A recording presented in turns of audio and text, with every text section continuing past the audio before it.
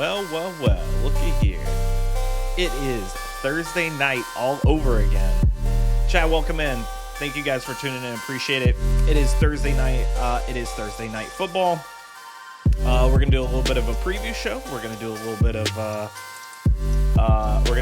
preview show, a little bit of sidecasting, probably, maybe for the first quarter, maybe first half, depending on how things go.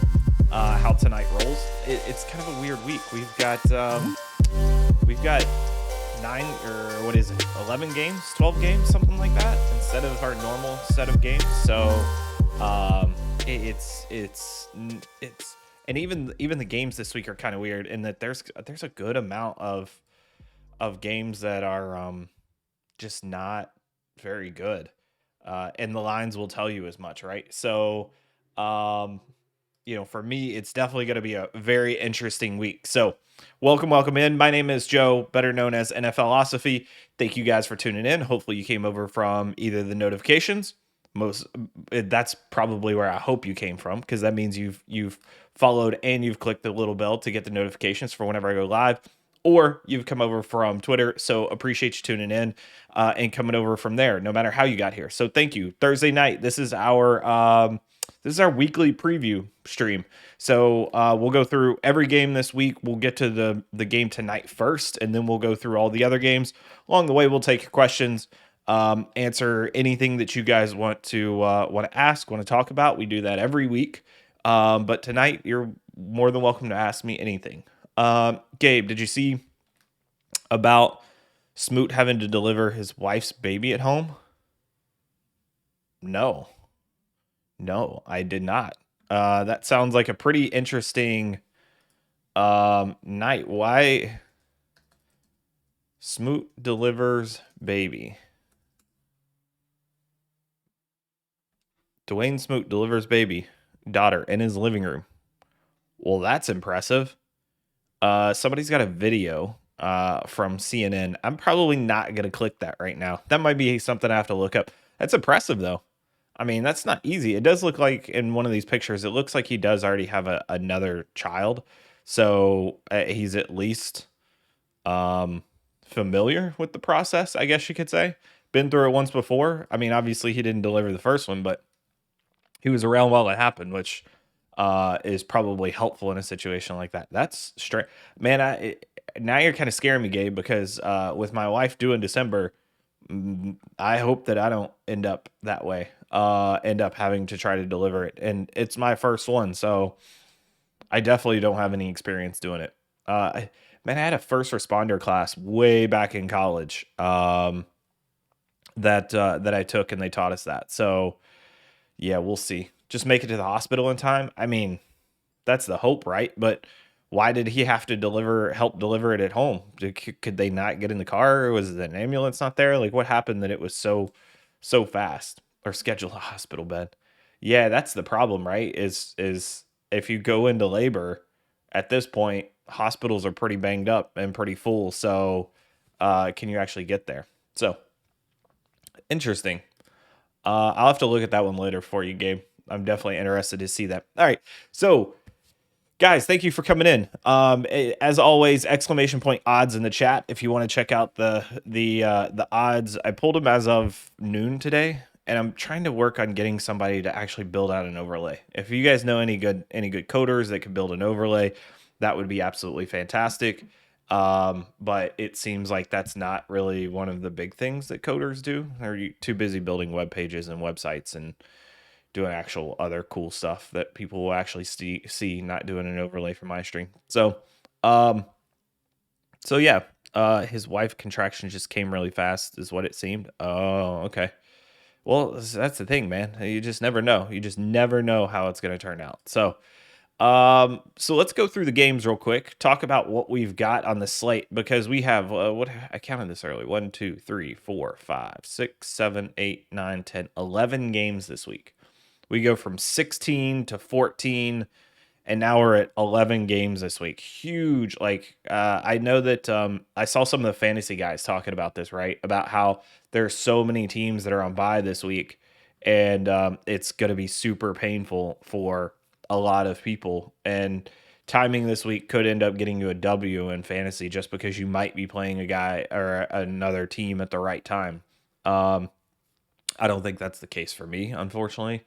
I also think my team's pretty healthy this week, but both of my teams. I shouldn't say healthy. I've got CMC in one of them, but both of mine are don't have too big of a deal in terms of people who are out. So, but I'm also very Tom Brady heavy in both of my leagues. So as we get into it tonight, so first things first, cheers, everyone. I hope you got drink in hand tonight. I do.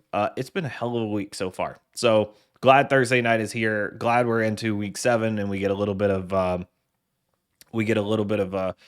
break for this. So as we get into week 7, let's just kind of go through the games and the odds real quick, and talk about the overall slate of these games, because this is a very unique set of games, I feel like. So Denver Cleveland. So it started out at -1, and let me double check and see. I think it moved to 1.5. Yeah, so we'll move it to 1.5 just to make it accurate to what we've got now. 1.5, and the under drop from 41 to 40. So Cleveland at home favored by 1.5. Baker's not in. We know that Denver's pretty banged up. We'll talk about that a little bit. Or Cleveland's pretty banged up on offense. We'll talk about that. A little bit. Really interesting matchup, because if Cleveland were fully healthy, I mean, I think this is a 4 or 5 point, favorite, especially after the way Denver's played in the last 3 weeks. Weather going to be a big factor tonight, right? So if we are, let's see, we actually did this for Cleveland last week because we wanted to see. So weather in Cleveland right now at this time, about an hour before game time. Weather for Cleveland, broken clouds, temperature of 57 degrees Fahrenheit. Wind is blowing south to west at 23 miles per hour. That's the kicker, right? Is the wind. That's the kicker. Pun not intended. So kickers will have a struggle tonight, as will Mr. Case Keenum and Teddy Bridgewater in throwing the ball. So definitely changes the dynamics of the game.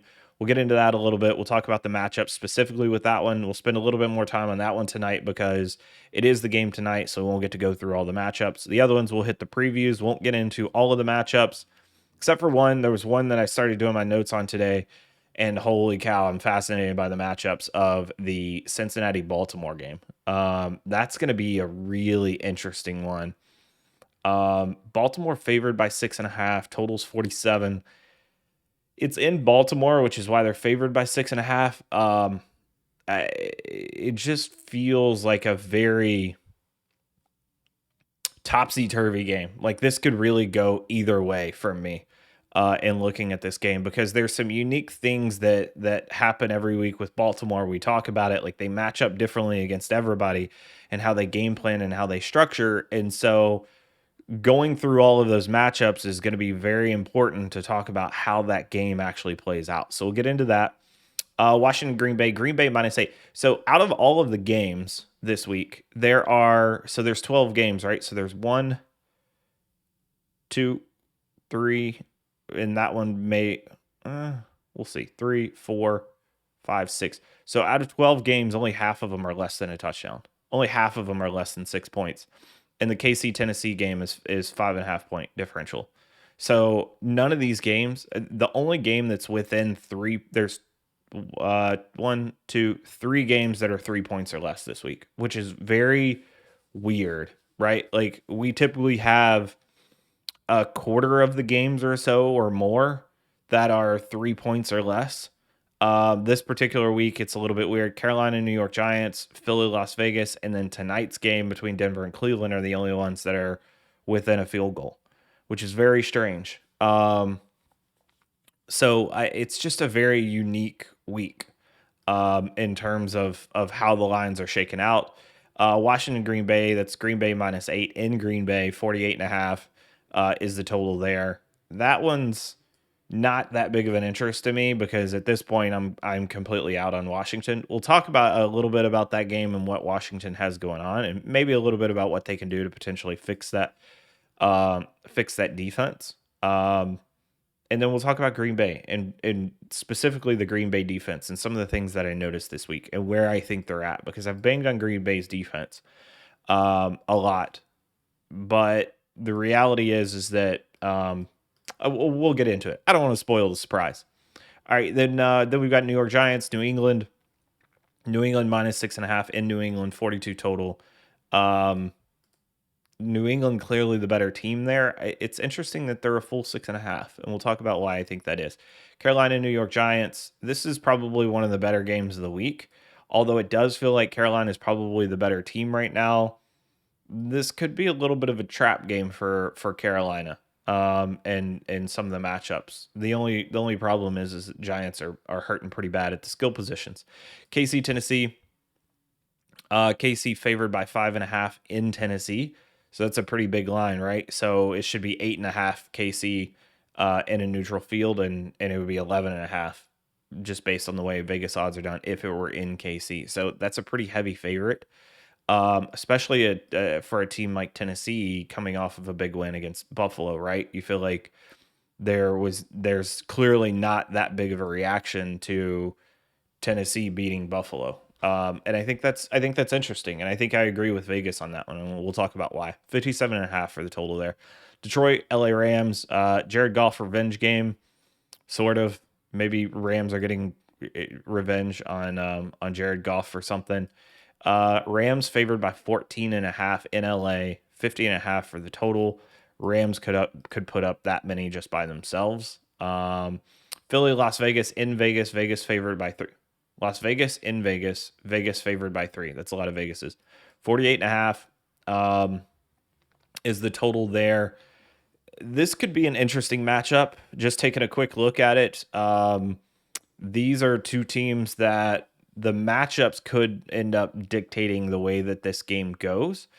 I feel like Vegas is the better team here, but is this kind of a trap line in terms of how this game shakes out? We'll talk about that. It's Chicago, Tampa Bay in Tampa Bay, favored by 12, 47.5 is the total. Again, it's always weird to me whenever it's a touchdown, 2 touchdown favorite or double digit favorite and the line is less than 50, because I mean that basically signals that you're going to have a 30-14 game. Like it's just going to be a holistic butt kicking the entire way. And I'm not sure Tampa Bay covers that.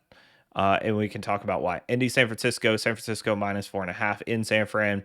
44.5 is the total, which is probably the lowest total of the week, I think. No, there's a 42 by the Jets and Patriots, 43. And then tonight's 40, mostly because of the weather, probably because of the injuries to Cleveland too. Indy, San Francisco minus 4.5, 44.5.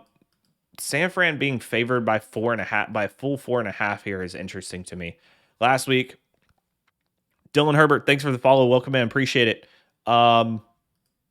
Indy, San Francisco, like them, but I feel like both of these teams are, well, San Francisco is probably middle of the pack. Indy's working their way into the middle of the pack from that kind of bad tier that we talked about last week. But yeah, that's going to be an interesting matchup to me, just based off of what that line is, because it makes me look at that game a little bit different. It makes me think, is there something that I'm missing? New Orleans, Seattle. That's probably one of the funner games of the week. Monday Night Football. We get the Mannings back for Monday night. Seattle is plus 4.5, so New Orleans is favored in Seattle, which is interesting, and then a 43 total. So we'll talk about the Monday night game a little bit in depth. Gabe, did you see Josh Jacobs' quotes on the sideline, how the sideline difference was last week? I didn't actually. I miss all the fun stuff because I'm too busy looking at like game film and stuff like that. I just don't have the chance to get into like I miss being able to go and just like cruise Twitter and look through all the sideline, like, oh, who was mic'd up this week? Like that was one of my favorite things, is figuring out who was mic'd up, especially whenever it's somebody like Travis. Who was it? So it's Josh Jacobs. Let me see. Josh Jacobs sideline.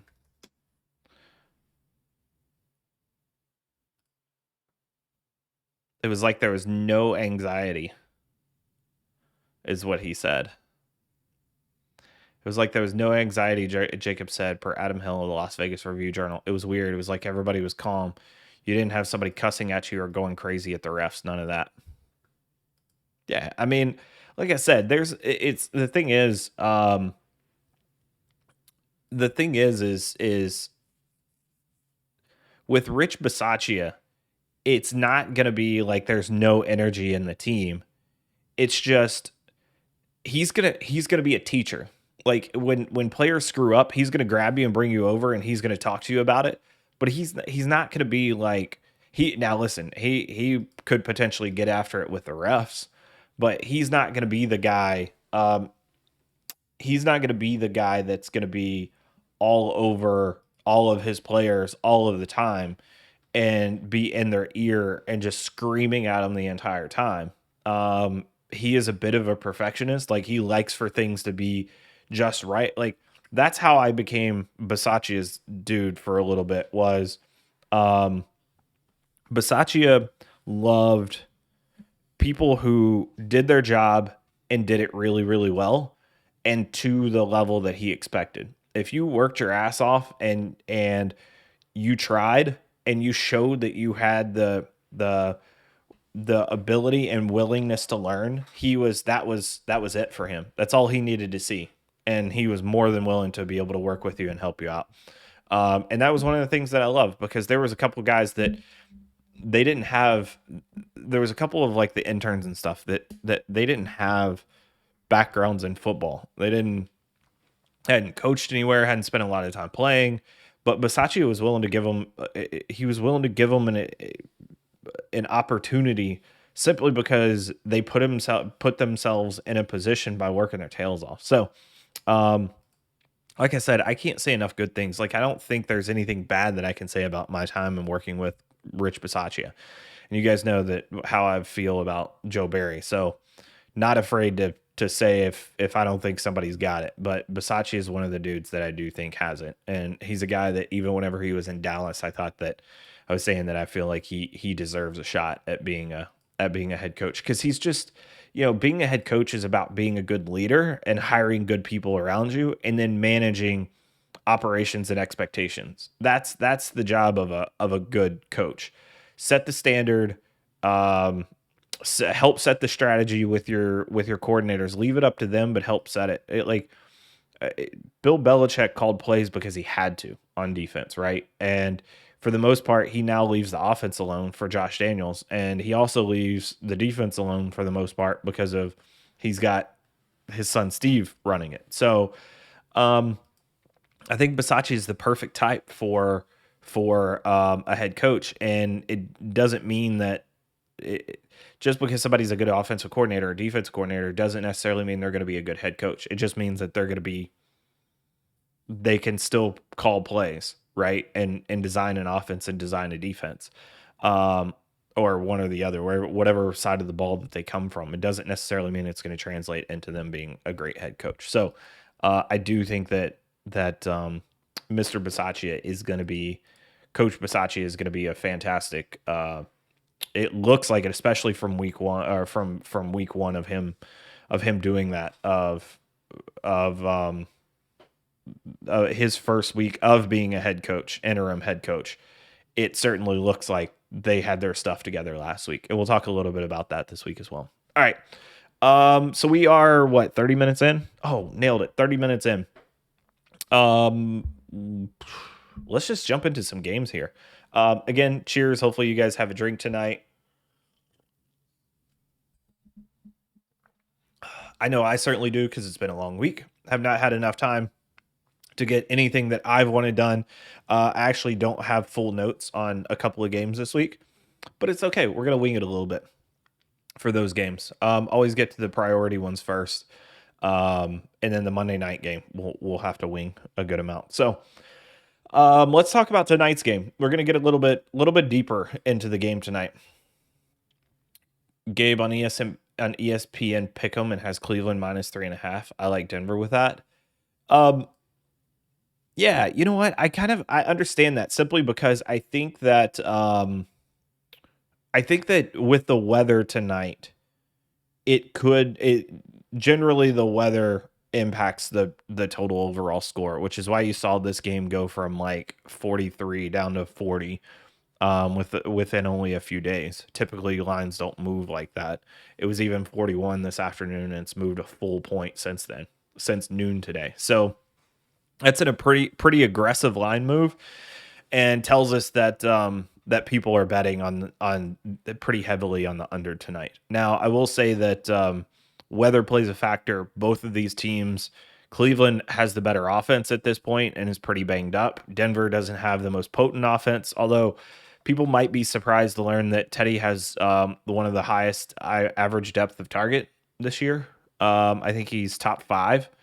He may even be top 2 or 3 if I remember correctly, but it's not like Teddy's dinking and dunking all over the field. That's not what he's been doing this year. And so it's important to understand that, because I do think that this offense is built to try to run the ball, but Teddy's got to do a good job of doing his job and delivering the ball to open receivers. And again, we talked about it. Like, that's the idea of this offense is we have or at least how it was when the season started, right? We have Jerry Jeudy, KJ Hamler, hitting a few good receivers that can get open against man coverage. And when you know what? Let me pull this up. Make sure we got everything. Okay. Just want to make sure we got everything. I want you guys to be able to see everything. I forgot. I need to put the scroll on the bottom of that full screen. So for me, I think for this particular game, what sticks out to me is the comment that I've made over the last few weeks is Cleveland is okay if Baker doesn't play well. They don't necessarily need Baker to play well for them to be able to win games.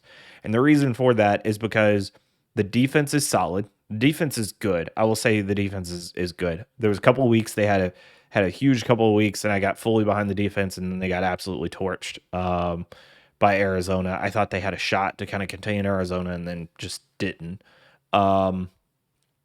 And so I do think that this defense is good, and when they play bad teams, they're gonna play very, very well.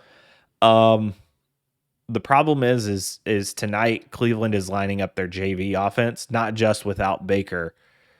They're also going to be without Kareem Hunt, Nick Chubb. OBJ is questionable, but doesn't seem like he's going to go tonight. I haven't seen the full list. I haven't seen the inactives. They probably should be out right now. Tackles Jack Conklin and Jedrick Willis are both questionable. Conklin was likely out. Willis was likely in. Center J.C. Treader was listed as questionable, but probable to play per all the reports. Jarvis Landry was activated off IR today, and he looks like he's going to go tonight, which is great if they're missing OBJ, but they're two very different wide receivers, so it's not like they're going to be doing the same thing. The thing is with all of that being said, with all of those guys out, the offense still has enough weapons in Landry, Donovan Peoples-Jones, David Njoku, and still has a pretty solid offensive line to get it done tonight. Denver looked good in their first 3 weeks, but they've looked like frauds in the last 3. Yeah, I said it. They look like frauds. They basically haven't shown up on offense or on defense, and right now they look like an average team, simply because they can beat bad teams and can't beat good ones, and get handled pretty poorly by all the good teams. So luckily they've come into this game against a banged up Cleveland Browns team, and that's going to be some benefits to them. Cleveland, my concern is not just Case, but they're still down 2 offensive tackles. Backup right tackle versus Von Miller will be fun. And that's the thing, right? And I've got this in my notes. So, like, Denver can't. Landry was pulled off of IR today, Gabe, and is expected to go. Let me pull up inactives. I do want to see what, because as long as Landry's active,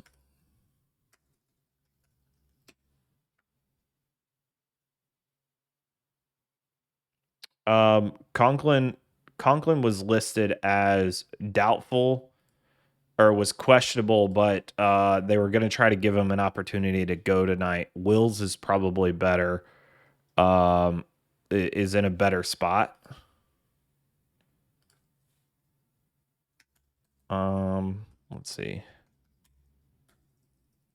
Well, apparently Twitter's not wanting to load right now. We'll see how that goes. So yeah, with all the injuries to Cleveland, I still think they have a shot. I still think they definitely have a shot. Teddy was banged up, but he was never expected to not play. Let's see. Brett Ripien. Nobody. Cameron Fleming probably the biggest, but nobody inactive that's crazy. Let's see. For Denver, I hate that they make you click on stuff to see inactives. Just show me the inactives on Twitter. And Twitter doesn't want to load right now, so that's not.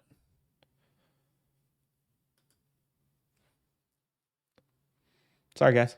Just want to make sure that I'm giving you the right information. All right, Browns inactives. Baker Mayfield, Nick Chubb, cornerback AJ Green, not wide receiver AJ Green of Arizona. Jack Conklin is inactive tonight. They said he was going to try to give it a go, but he's inactive. So looks like Wills is active and is going to play. That's good for the Browns that Wills is there. Like you said, Gabe, I think it's a big deal that they've got a backup right tackle in. I do think that Von Miller, while he's been solid this year, hasn't been like the Von Miller that you would hope for.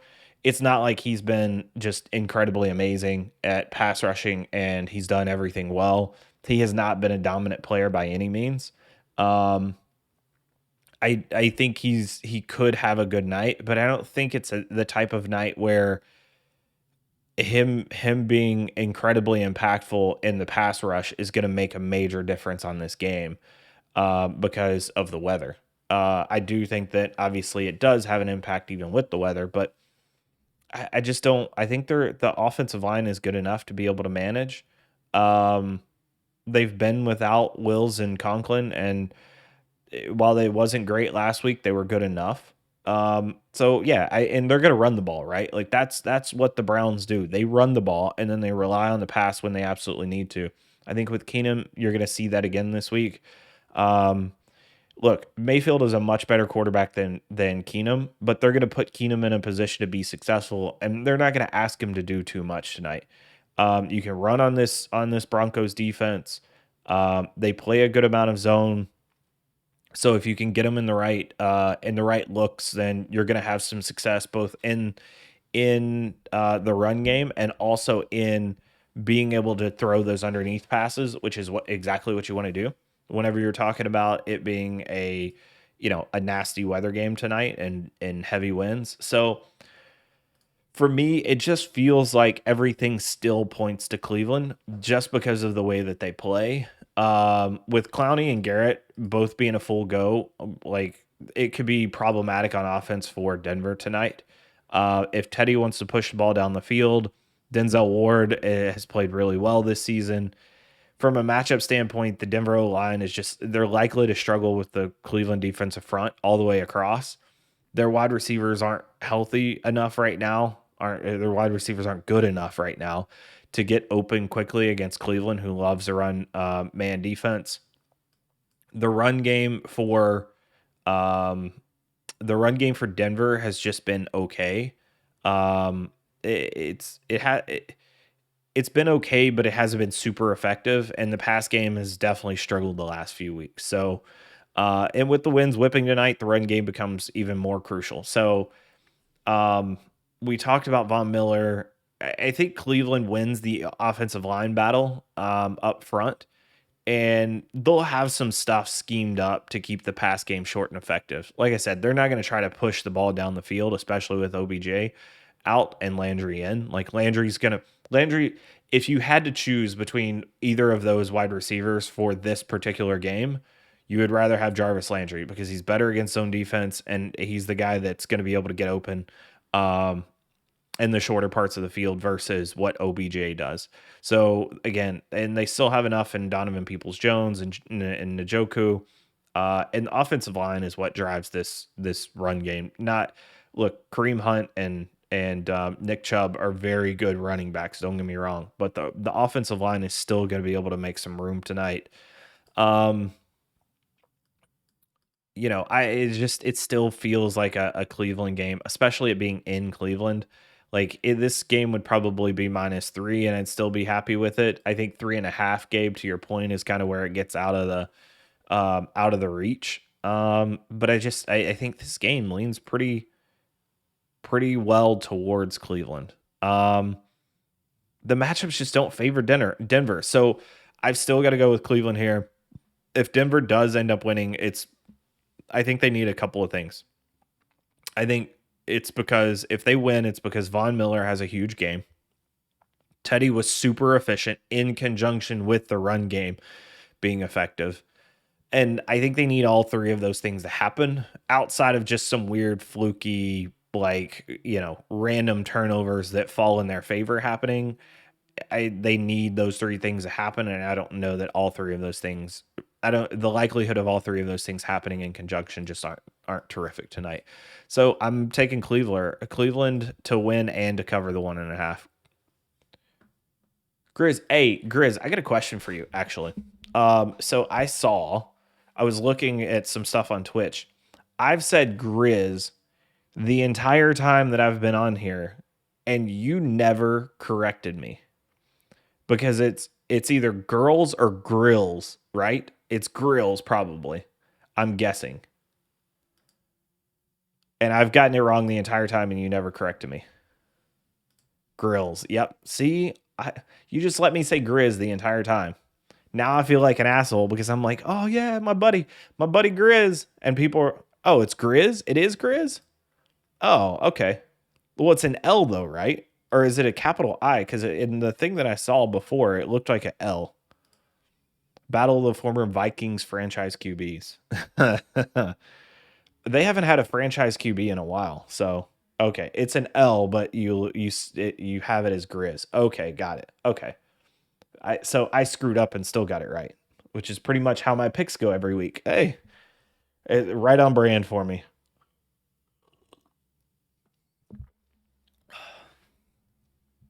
Change your name and then couldn't get it back. Ooh, that sucks. I like the alternative though. Totally makes sense. Although it could be misconstrued as girls or as grills. So just a heads up, because I didn't see it until I saw that you had resubbed and I was like, oh, sweet. And then I noticed that it was an L, not an I, and I felt bad. So cool. Okay, good. Glad we got that out of the way because I felt like an a-hole whenever I noticed that. All right. Let's keep it moving. So again, taking Cleveland -1.5. Let me record that. Again, it just feels like the matchups do dictate that. I feel like my internet is not working very well. It's either my computer or my internet, one or the other. All right, let's keep it moving. Cincinnati, Baltimore. It happens, no biggie. I appreciate that. I appreciate the rolling with the punches there. I think it's a big skill in life. Big skill. All right, let's talk about Cincinnati and Baltimore. So this is the game I'm actually going to spend a good amount of time on. And the reason for this is I find the matchups very, very interesting. So for me, in talking about this game, so first of all, Baltimore favored by 6.5 feels like a lot for this game. It feels like a lot, like more than double what it should be.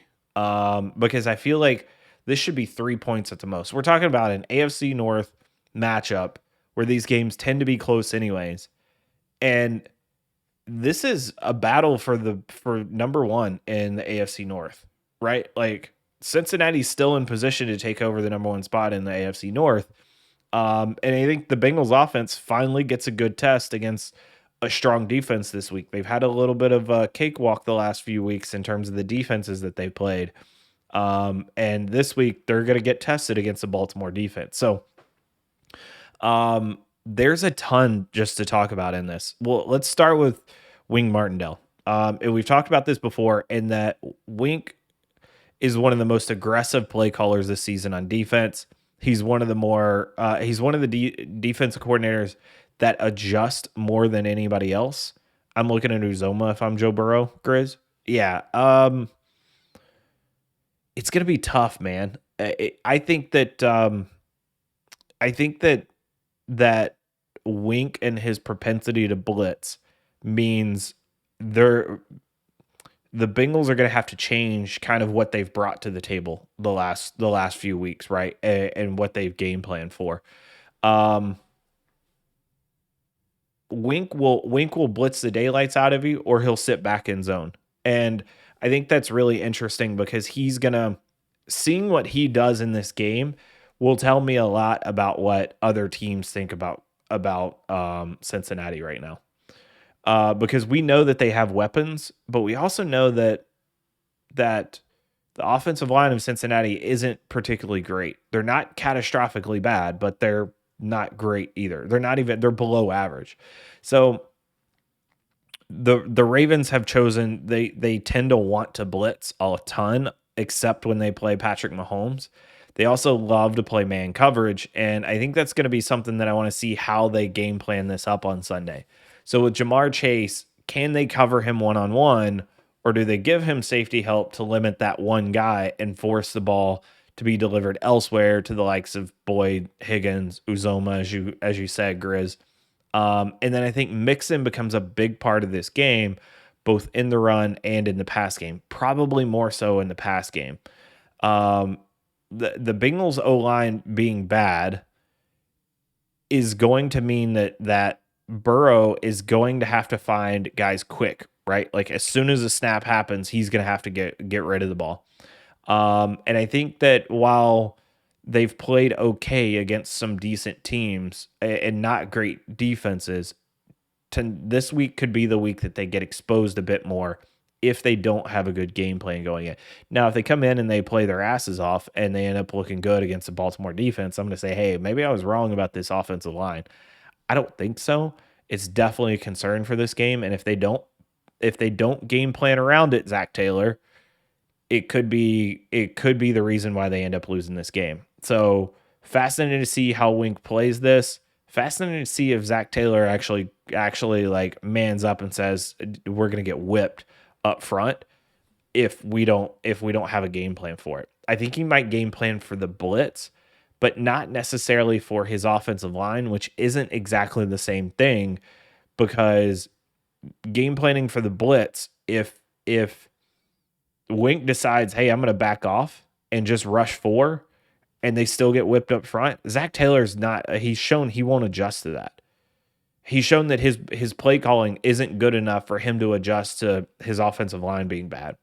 It's actually Joe Burrow who has to adjust to it without the help of his head coach and offensive coordinator / play caller.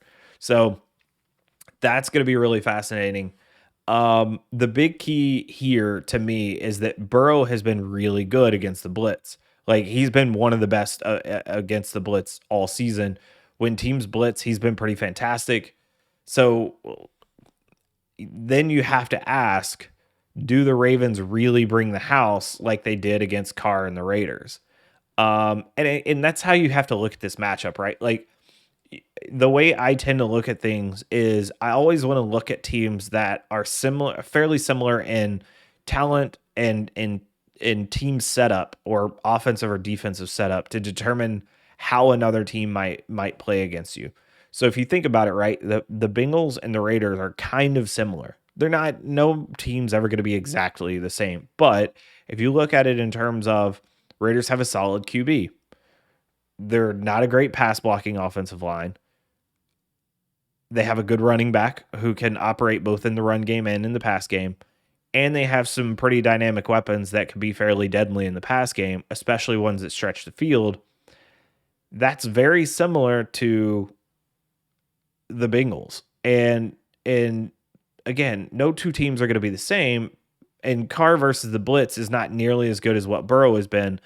But from a holistic point of view, this is probably the best compare that we've got this season.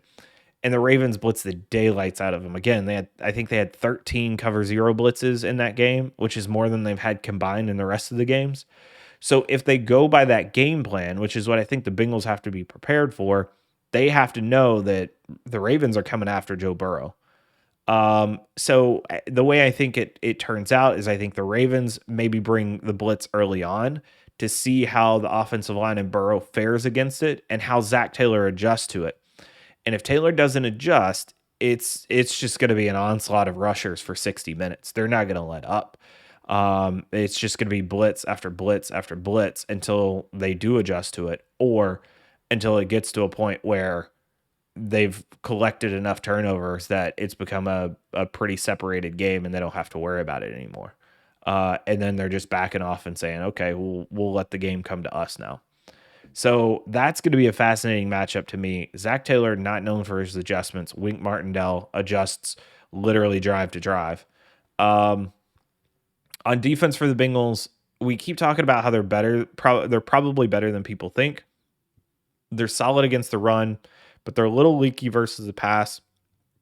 DJ Reader has been the standout guy for me this year. Chidobe Awuzie has been really good in coverage, and Von Bell has been solid at safety. I just don't think they've got enough both up front and in the secondary to deal with everything that the Ravens can throw at them on offense. It doesn't feel like they can contain them all game. The other thing is the Ravens offensive line has played incredibly well the last couple of weeks, and they've done it in different ways. Against Indy, they were terrific in pass blocking. And last week against the Chargers, they dominated them in run blocking. So as they say, get you a girl who can do both. Like, the offensive line for the Raiders can do both. It feels like a game where big plays are going to make the ultimate difference, and there could be a lot both ways. And obviously, every game, big plays can help dictate, how the game goes. But this one more so than most, right? Because, I mean, if you think about guys like Hollywood Brown being able to stretch the field, Bateman being in there, though he didn't have a great first game last week, I do think that could be interesting. And then on the opposite side, you've got Jamar Chase and Joe Burrow who can just bomb it down the field at any given point.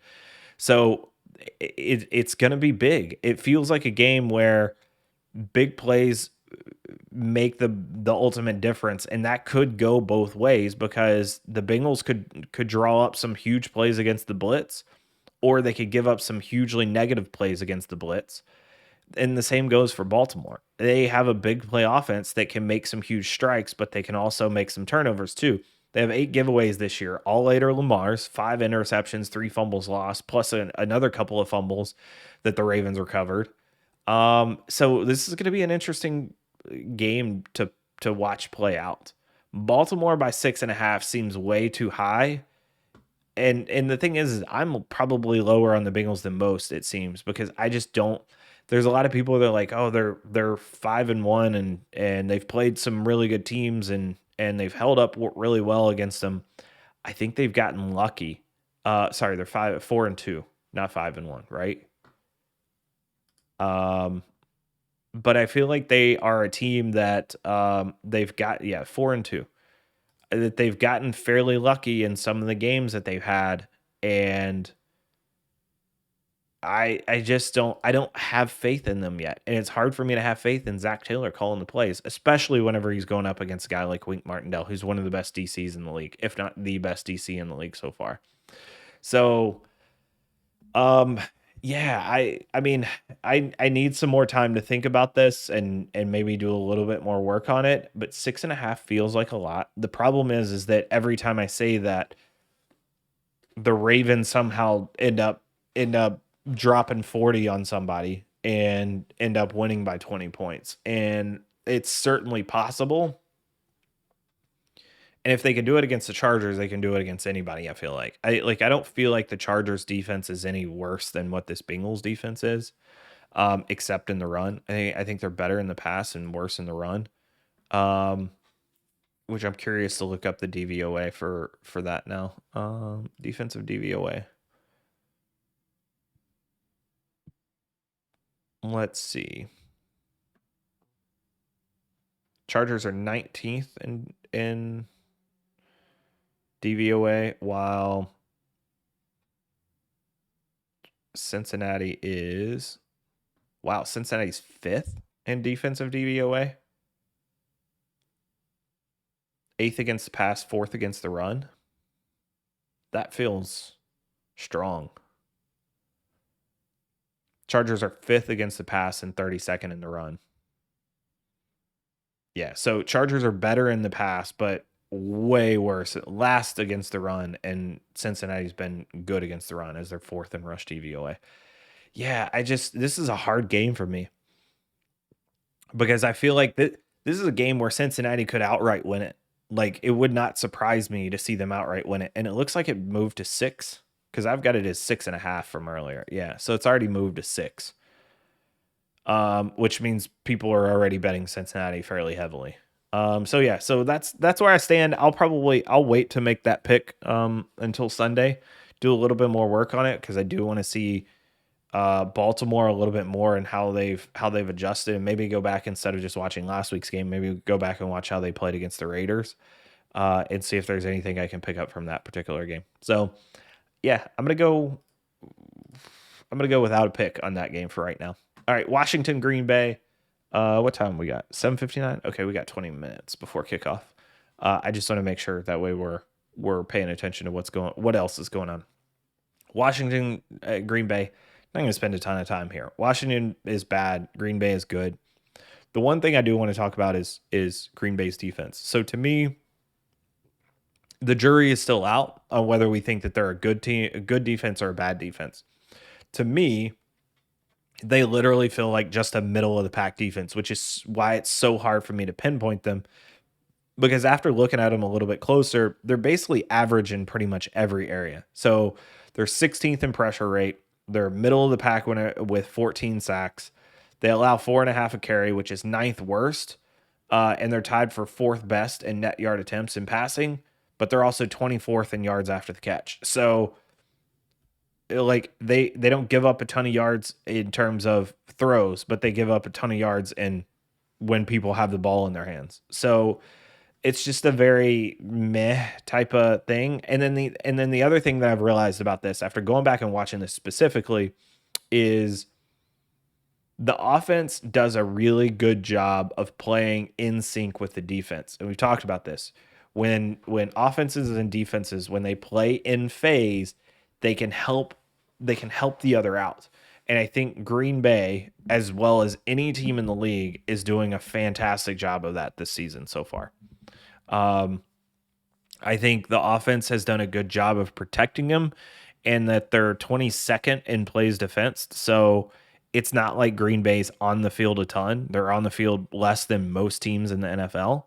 And I feel like with the right offense, this defense will get exposed, but there really isn't a glaring deficiency other than the secondary on the Green Bay team right now. So the thing is, though, is that even with a little bit of a issue in the secondary, they've played fairly soft, and they just they try not to get beaten deep too often.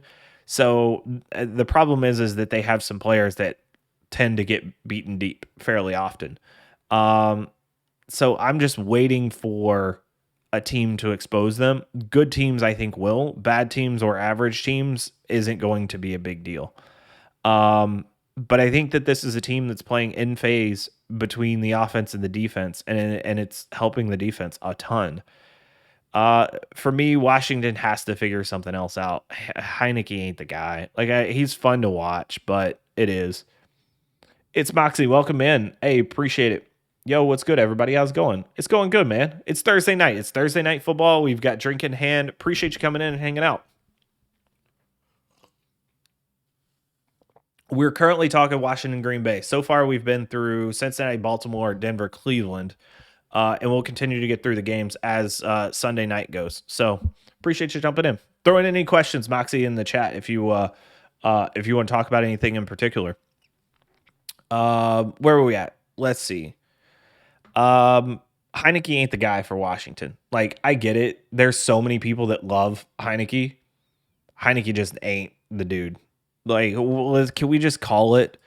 Like, we keep talking about how he's Fitzpatrick made over, but the reality is that Fitzpatrick comes up with some games where where he ends up throwing for 4 or 5 touchdowns and no picks, and Heinicke just ain't getting there. And it's not like look, Washington doesn't have a plethora of wide receivers, right? They basically have McLaurin and a bunch of guys. Logan Thomas is hurt and on IR. The offensive line is banged up. But the way Heinicke plays has not adjusted to any of that whatsoever. And if he can't figure out how to play like that, it's not really fair to say, hey, if he gets good weapons, then he'll be great. Well, you could say that about 90% of the quarterbacks. Give them a ton of good weapons, and they're going to be just fine. But Heinicke's he's not the guy. Gibson's hurt. He has been limited in practice this week. O-line's pretty banged up, and then the defense obviously is bad, especially in the secondary. Again, same consistent story. Defensive line, still pretty good, above average, not dominant enough to protect the secondary. Secondary is bad. I thought it was funny. I heard Landon Collins, I think it was somebody said this week that somebody told Landon Collins, or had the discussion with Landon Collins, that he's a downhill linebacker, not a safety. And I'm like, well, yeah, apparently he's not good enough to be a safety because he doesn't jump on Hail Marys. Like, somebody has to tell him he needs to jump on a Hail Mary and knock the ball down. So that to me signals linebacker. And I don't know why they don't just go ahead and play it. If it's a coach having that conversation with them, why don't they just go ahead and play him at linebacker? Which, by the way, they need. Jamin Davis played a much better game last week, but he has been great. Bostic has been horrible all season. So, hey, you could use another linebacker. And your secondary's been pretty terrible. A lot of it because of how bad Landon Collins has been playing. So why not go ahead and just make those changes? So we'll see if that happens. I don't think so. I mean, they freelance a lot in the secondary. They don't have a ton of. They could be talented if they were playing together. I just, there's nothing about the defense that gets me excited. It feels like a bad matchup for Washington, considering Rodgers and Adams are going to be able to do whatever they want on this secondary all day, and they're not going to be able to get enough pressure just to take Rodgers out of the game. Like the Green Bay defense is good enough to stop Washington without having to try, without them having to try to do too much and get crazy with the blitz. So I don't think this is the week the Green Bay defense gets tested. We're going to have to wait for another one. Grizz, Dallas is hoping to snag Collins in the offseason, according to my sources. Dallas wants any amount of linebackers that they can get. They want to take as many linebackers as they can have, and they'll figure out where to play them after. You saw Landon Collins as a linebacker now. I saw that they had that conversation with him. I don't know that they are actually going to move him there. But apparently they told him, hey, you're not a safety. Somebody had the conversation, hey, you're not a safety. And Blewett is the new kicker. I saw they released Hopkins. Blewett is what an awful name for a kicker that you hope is going to be able to win a game for you. I don't know, man. The weird thing is I still don't think Washington should be this bad. But they're also not showing me anything on a week-to-week basis that's going to be able to, that's proving that idea wrong. I can't get that initial judgment out of my head of who they should be. Now, look, let's just be real. They don't have a quarterback. You played linebacker in middle school? Let's kick the tires. Yeah, basically. Yeah, and they're taking safeties and turning them into linebackers. Keanu Neal, linebacker, who was a safety before. Washington QB is an issue. Heinicke's been an issue. Like, it was fun to hope that a guy like that can roll the dice and gamble would be fantastic and could be the guy. Look, he's fun to watch. He's a ton of fun to watch, but so are a lot of other bad quarterbacks. Like, I actually had some amount of fun watching Josh McCown in Tampa Bay because you never knew what was going to happen. He could throw it 60 yards, or he could and make a great throw to Mike Evans, or Mike Evans would just have to steal it from the cornerback because that's what he did. Or he could literally fumble the snap, and then whenever he goes to throw it, it could go straight up in the air, not because it got tipped, just because he didn't know what the hell he was doing. But fun does not translate to good, right? Like those are two totally different things. And Heinicke is fun. He is not good. And I think at some point, Washington and Scott Turner, the offensive coordinator of Washington, have to consider, is there a better option for them to go? Because Heinicke just ain't it right now. Gabe Cullins has always had coverage issues as a safety. Dude, I said this before. When they played him at linebacker in New York, he was much better. They played him at linebacker, and I'm like, oh my God, he looks like a real NFL player. And then they played him at safety, and he didn't look like it anymore. Riverboat Ron and House Money Heinicke, it was meant to be. I mean, if we're being real, Ron doesn't have a ton of input into what that team is doing right now. I mean, he's a leader, but at the same time, I don't think he's having a ton of. He'll sit in on defensive meetings, but I don't think he's sitting in on a ton of offensive meetings. Kyle Allen is a backup QB right now, and Kyle Allen is a guy that I know that Rivera and Turner like because they brought him over from Carolina when they came. So it feels like it's almost Kyle Allen time. And the thing is with Kyle Allen, you're going to get more consistency. You're not going to get, like, it might be a slight upgrade over what Heinicke is. Heinicke is more physically gifted, but Kyle Allen overall is going to be a better quarterback, and he's going to be more consistent from week to week in terms of what you get. So it's kind of like, 6 in one hand, half a dozen in the other, which are you more willing to roll with? And it may depend on matchup in terms of which one might actually be better from week to week. But I think with Kyle Allen, knowing what you're going to get on a play-to-play basis makes it much easier for you to put in a strategy that could potentially be effective. So I would lean Heinicke. Fans seem pretty happy with Heinicke, so shrug. I mean, again, he's fun, he's dynamic, big play Heinicke, and then all of a sudden he's a baller and runs it in, and it's like, yeah, he has a couple of touchdowns, but he also had a pick, a fumble, and had 2 other plays that should have been picks. But you can look at it and say, oh, he threw a laser to the corner of the end zone that was dropped, and people they feel like, oh, he could get there. He could get there. What's the line from Ted Lasso? It's the hope that kills you. It's the hope that kills you with a mediocre quarterback. It's what I've talked about before. It's the Andy Dalton effect. It's the middle of the road quarterback that it's QB purgatory. Heinicke's not even QB purgatory though. Heinicke's not even. You're just hoping he gets to being a mediocre quarterback because then you might be able to get the bad version of Jameis Winston. Like that's your best hope for him is the bad version of Jameis Winston. Is that a type of guy that you want to live with? No, not at quarterback. Absolutely not. So yeah. So in this particular game, I'm going to go 8 points is a lot. I'm leaning Green Bay to cover. I would love to see this come down to 7 points. It's already down to 7.5. If it comes down to 7, it's Green Bay easy.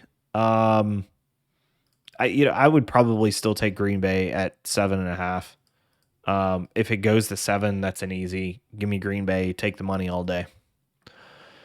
All right. Jets, New England. Can we get this? Yeah, 9 minutes. We can get this one in before kickoff. Dalton is the QB you don't give a second contract on huge money. I mean, there's a lot of quarterbacks you don't do that to. The real question is do you give Baker Mayfield huge money? I mean, can you give him 30 to 40 million a year right now? Can you give Baker Mayfield 30 to 40 million a year right now?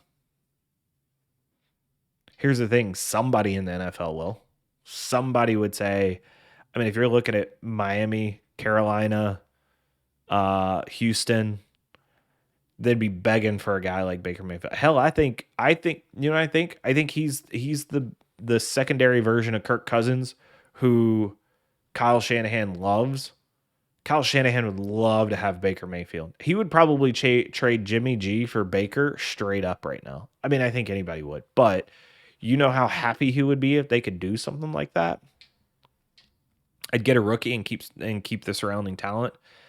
There's a Grizz. I think there's a fantasy about a myth about opportunity costs when it comes to signing good quarterbacks. Everybody said you can't sign Dak because you got to sign everybody else. You got to sign this offensive line. You got to sign Zeke. You can't pay him big money. Dak's gonna be just fine. They're gonna be able to do just fine. Rookies don't win Super Bowls. Yeah, I mean that's the thing, right? You got to look at where you're at too. Cap is fake. I mean, I wouldn't really say the cap is fake. It definitely makes it hard on teams. But yes, you can make it work. You think Baker needs a new start, kind of like Cousins? But people didn't believe that Cousins has played like a top 5 quarterback this season, and people still don't think he's very good. Like let me see this. I don't know if you guys know. Let me look at this while we're here. I can pull it up here. R BDSM, BSDM, BDSM. Wow. Oh, wonder what's on my mind. Did this come up? What are we doing here? Oh, I gotta go /stats. I forgot. I'm looking for. Sorry, I need to get to here. Yeah, there we go. I don't know if you guys know about this. So this is one of my favorite sites. Wonder if I can pop this open. There we go. Let's look at quarterbacks. I haven't looked at this yet. Move this over. Oh, nope, don't want to do that. Of course, this isn't going to work because I don't have this big enough right now. Let me figure out how I can do this.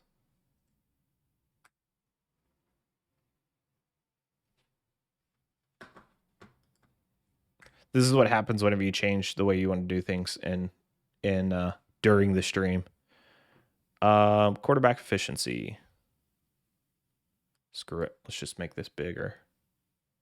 Yeah, I'm going to cover myself up right now because I want you guys to be able to see this. Yeah, here we go. And let me drag this up. So I don't know if you guys know this. This is Ben Baldwin's quarterback tiers. I don't think I can make that any bigger.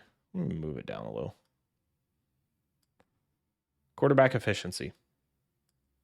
So this is basically ranking all of the quarterbacks from top to bottom.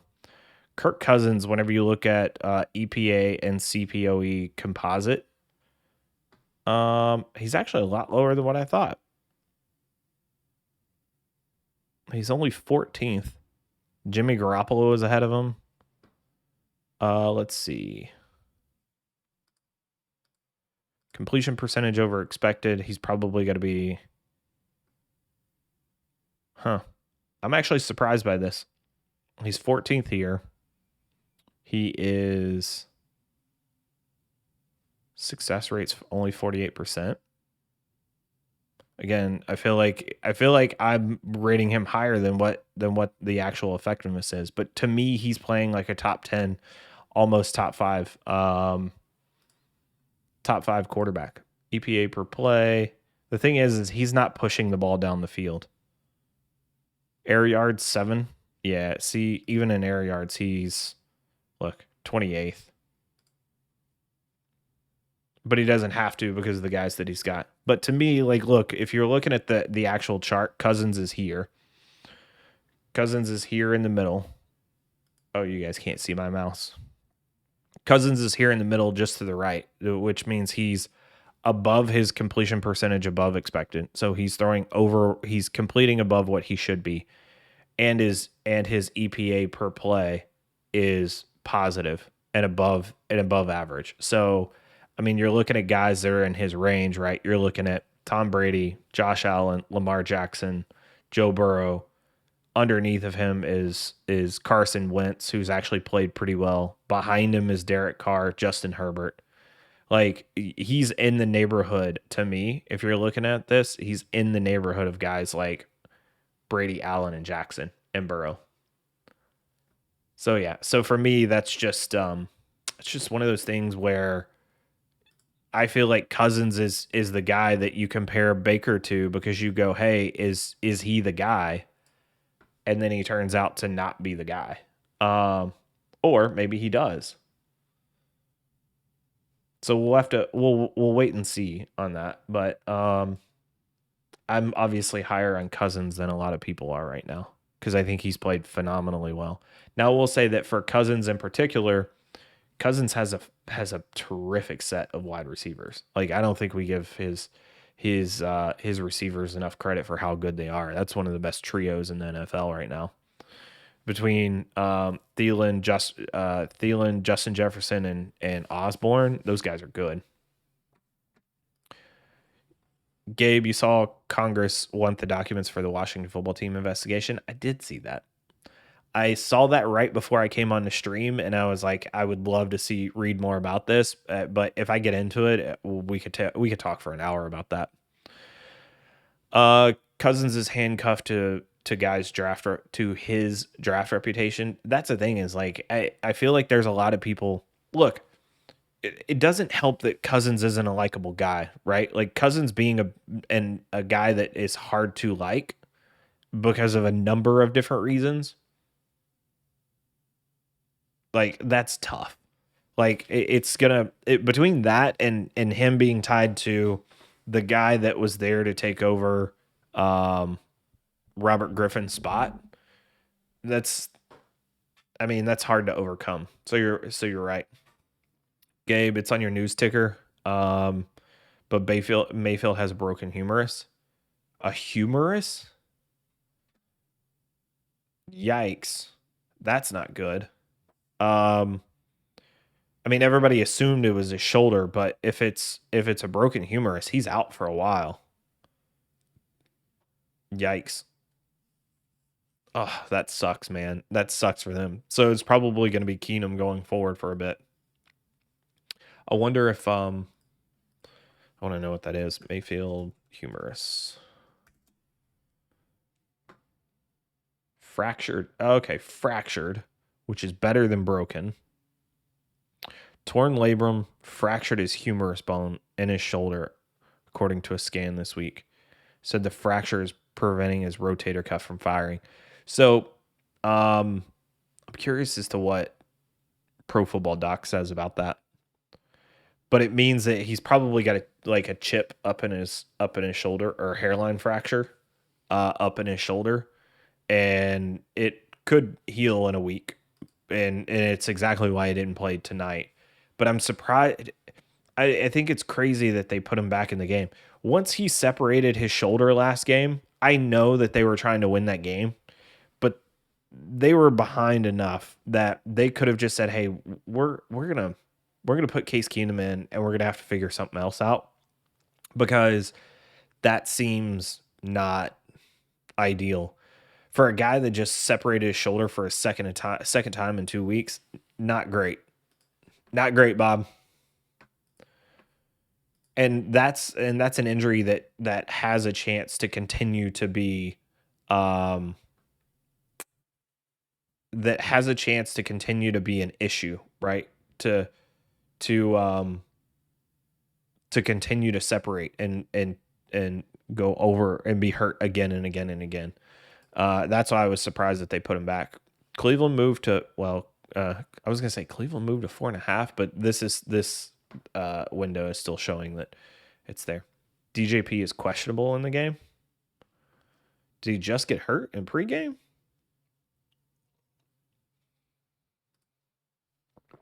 All right. Where were we? Sorry, we got way off track. Washington, Green Bay. Okay, Washington just finished up. I just can't take Washington to cover anything right now.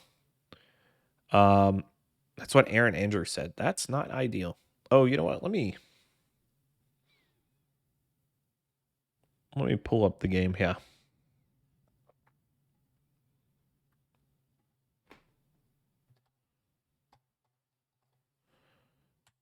Twitch.tv. Prime Video Sports. All right, here we go. All right, got the game on. Where are we at? 57 degrees, 67% humidity, winds at 25 miles per hour. Oof. And we're just at kickoff now. Damn, we nailed that timing.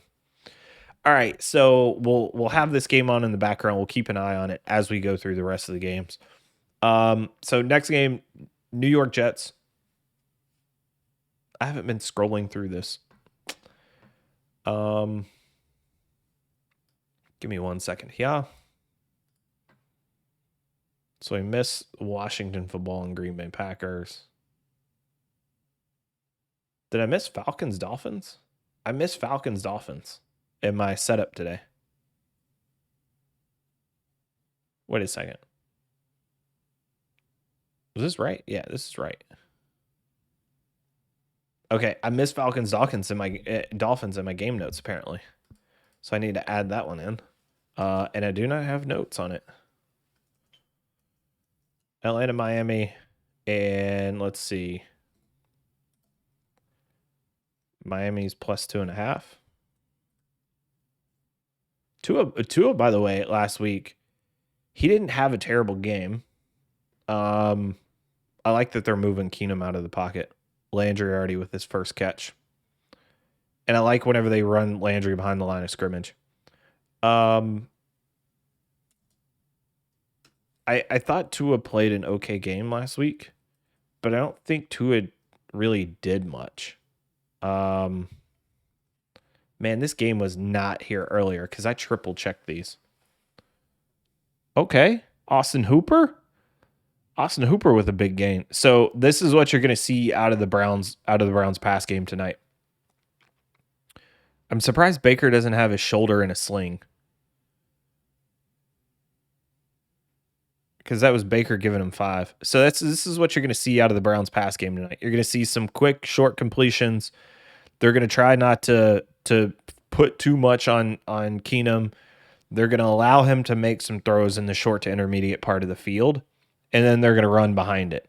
And eventually they're going to flip to we're going to run and then pass. But for now, they know that the best way. Oh my goodness, what a hole. Okay. D'Ernest Johnson already. What a massive hole. And that's what I was talking about earlier is I think the Browns run game runs through their offensive line, not necessarily through the running back. I mean, the running back matters because he's got to hit the hole, but Falcons Dolphins shrug. Yeah, exactly. We'll talk about that before we move to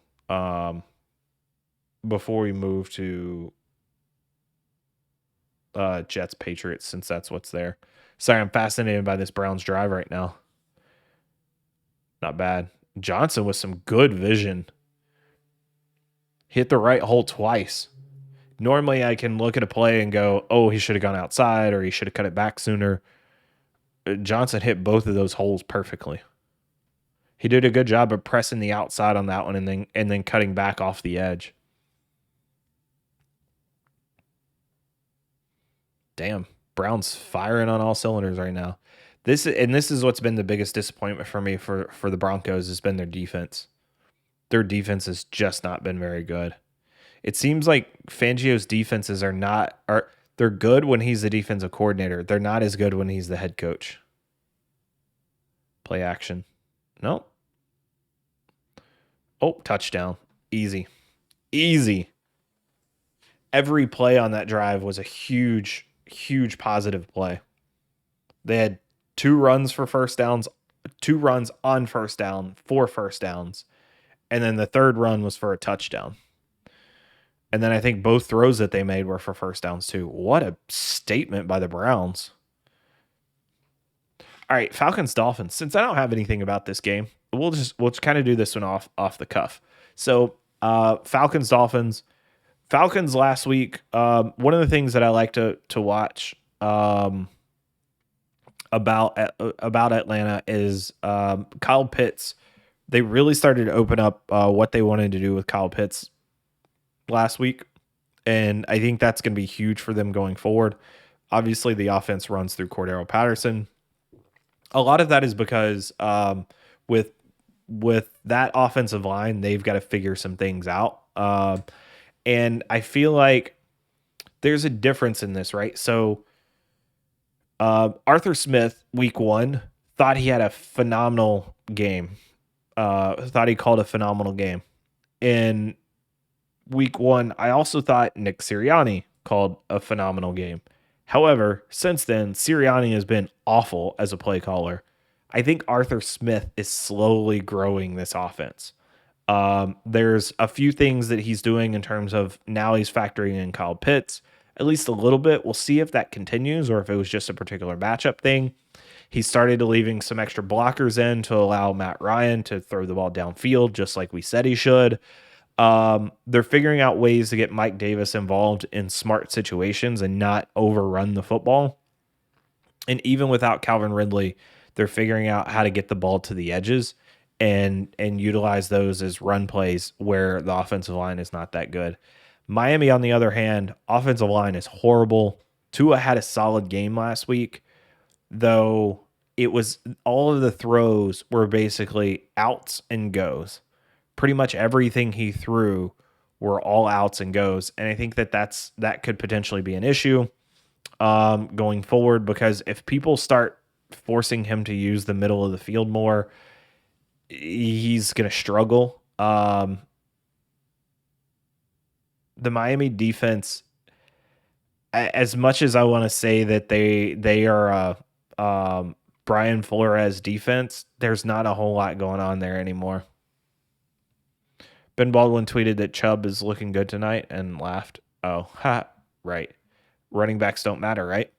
And I mean, it's the thing. It's not about that running backs don't matter. I think running the football matters. It's just the value between top level running backs and second level running backs in the NFL today aren't the biggest of deals, especially when you have a good offensive line. So yeah, Miami plus 2.5. I still think Miami is actually the better team. The weird thing is I continue to be on this bandwagon that I think Miami is better with Jacoby Brissett, especially against teams that can't blitz, that can't get pressure up front, and that's exactly who Miami is. And I asked the question last week. Miami loses, but with Miami, if Tua's not in that game, if Jacoby Brissett, who by the way took the Raiders to overtime, basically on his own, right? Like that was a Jacoby Brissett game, and granted, he played horribly against the Bucks, but he still tried to will them to a win. Did they win that game with Brissett instead of Tua? And I don't think you can say that Brissett makes them worse. So if you look at it in that way, how do you really feel about Tua at this point? And now I get it. You're waiting for Tua to be something else. You're waiting for him to grow into whatever he's going to be. But at this point, I still don't see the growth in Tua so far. And then, by the way, the whole Deshaun Watson rumors, don't believe them. I don't believe them for a second. Not even for half a second. Look, I said this on Twitter. At any point during this whole Deshaun Watson potential trade saga, has there ever been a point where the report for the game, or the report for the trade, has come from anybody from Miami at all? Because the answer is no. And until you hear it come from Miami, then there's no reason to believe it. Don't forget that the Texans said that they turned down 3 first rounders for Deshaun Watson. They said that they turned down 3 first rounders. Remember that. Now, if they got 3 first rounders for Deshaun Watson and didn't take it, knowing that he didn't want to play for them, then they're just idiots. Then they're just stupid, right? For me, it's look at the source, look at where it's coming from. And right now we have no reason to trust the Texans. And look, there might be fire where there was smoke on this particular report, but I just don't believe it. Like, it might have started out that the Dolphins wanted this, But I don't think that there's a continued thing at this point from the Dolphins. And if I'll eat my words if they work out a trade, but I just don't believe it. Because if the Texans wouldn't take three first rounders for them, then nobody's giving that much for him now. I can tell you that much. So they're going to have to take pennies on the dollar after paying his salary for 6 weeks, 7 weeks at this point, while not playing him. So none of it makes sense to me. None of it makes sense to me. So we'll wait and see. But my thing is I don't think he gets there. I don't think he gets there at all.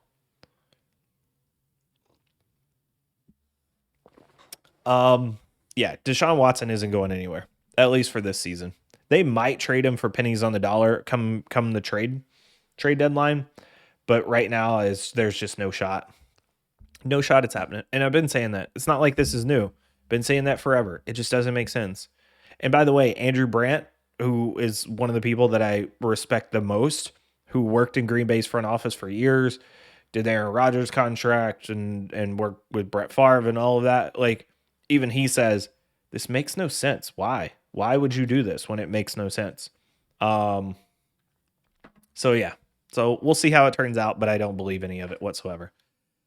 All right, moving on. So I'm surprised the Falcons are favored by 2.5. I think the Miami overall is a better team, and I think they're better coached, but I do think that these are kind of two teams that are on opposite trends, right? Crossover, welcome in. The report is all buzz to drive up the price for Watson out of Houston. There is no price for Watson. That's what I'm like. There is no price. Nobody wants to. Who in their right minds would say, hey, I want to make a guy with 20 plus sexual assault allegations the face of my franchise? I get it. He's good and talent trumps all in the NFL. But until the whole court case shakes out, ain't nobody touching. And nobody's trading 3 first rounders for him. The demand is, there's no demand for him. That's what I'm saying. Like, there might be a team that might trade a first, maybe a first. But the Texans already said that they didn't take 3, and they're trying to get that now. Like, no fucking way. Not a shot. I've never believed it for a second. And people keep coming out. And by the way, John McClain, who made that report, who writes for the Houston Chronicle, one of my favorite reporters in all of football. If you want to follow somebody who's honest about what their team is and isn't, that dude is a beat reporter that is not afraid to call a spade a spade. When, like, he will flat out say, God, this team is horrible. That will be his tweet. Quote unquote, God, this team is horrible. Like, he is as honest as they come about the team. My guess is that John McClain, who by the way is one of the most honest people as well, like honest in football and as a journalist. My guess is they either gave him some information and said, we want you to go report this, and in return, we'll give you some other information at a later date, trade of information, whatever it might be, give you an exclusive whenever, if and when this does happen or whatever it might be. Or he just got hoodwinked and they said, hey, like, this is legit going to happen now. And he couldn't do anything but report it. So, McCain during the Super Bowl when Philly won was funny. I don't remember that, Gabe. But yes, McCain, McClain is awesome. He's one of my favorite follows, especially on Sundays whenever Houston's playing poorly. Cleveland is dominating this game right now. It's 1st and 15 and they run for 12. And by the way, don't forget, this is one of those games where it's Thursday night. Always talk about whoever the better coaching staff is probably going to win the game or at least cover the point spread. When you're talking about coaching staffs right now, I'm taking Stefanski and team over Fangio and team right now. And remember, we said that Cleveland doesn't need Baker to win, especially whenever they're. Why Why is Denver with 3 down linemen rushing 3 on 2nd and 3 against a team that's running for 12 yards a carry right now? Look, they're running for what? 12 yards a carry. Rushing. 11 and a half. Sorry. Missed it by half a yard. They have 4 rushes for 46 yards already. And you're running 3 down linemen on 2nd and 3? Okay. This is what I got. So this is the first week I really went and looked at Denver's defense to understand what was happening. And I just realized that it's just some bad calls and some bad situations. There's no pass rush. They're playing soft zone. And when you play soft zone and you expect your corners to win in soft zone while not getting a pass rush, it just ain't going to happen. So again, this felt like a matchup that Cleveland had all the way. And we'll see if it turns out this way. And because Fangio can adjust. Fangio's very good at his job. It's just, I don't think that this is a particularly great matchup for them. And I don't foresee Fangio doing a huge job tonight. All right, next game. Let's go. I'm going to take Dolphins plus 2.5. I may change my mind on that. The more I think about this game, the more I think about the trends of the Dolphins and Falcons. One's going up. Falcons are trending up and Dolphins are trending down. But I still think that the Dolphins are better. I just don't know if they're better with Tua. And that's my question. I don't know if the Falcons can stop them. Anyways. All right. Jets Patriots. So Zach Wilson returns. He doesn't return from anything, just from the bye week. The Jets coming out of the bye week could be an interesting thing. I don't think the defense gets much better, but maybe. It's possible.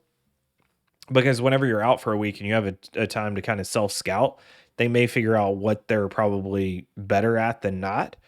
And then the other thing is maybe a bye week helps Wilson kind of hit the reset button and get going a little bit. Oh, he almost dropped that. Landry, he gets up and celebrates like he just made a fantastic catch, but that was a good throw by Keenum that hits him in the chest, and Landry almost drops it. Okay, well, all right, it's first down. Good for you. Where was I? Oh, Wilson. So maybe he kind of hits the reset button. Maybe gets it going a little bit. I doubt it. The problem is that Belichick is the guy who is known for putting rookie quarterbacks in a blender. And I think that's the reason why this is minus 6.5 right now. Because it doesn't feel like, so let's look at it this way. New England has played to the level of every opponent this season, except for the Jets. They played well against the Cowboys and the Bucks, played them down to the wire. Two teams that probably are definitely way better than the Patriots are right now. And then they played down to Miami and Houston, where they played close games against two really bad teams. And they had that weird game against New England against the Saints kind of sprinkled in there. And then they beat the Jets 25-6 in week 2. So this is a hard game. Oh, he didn't get it. Oh my God, that photographer is a guy. I thought that was a girl with all that hair. But man, did he take a shot. Keenum had the guy open. He just doesn't have enough. So this is the difference between a Baker Mayfield and a Case Keenum, right? So he's got the guy open and he delivers it late and too much on a loop. That's a good play by Simmons to get across.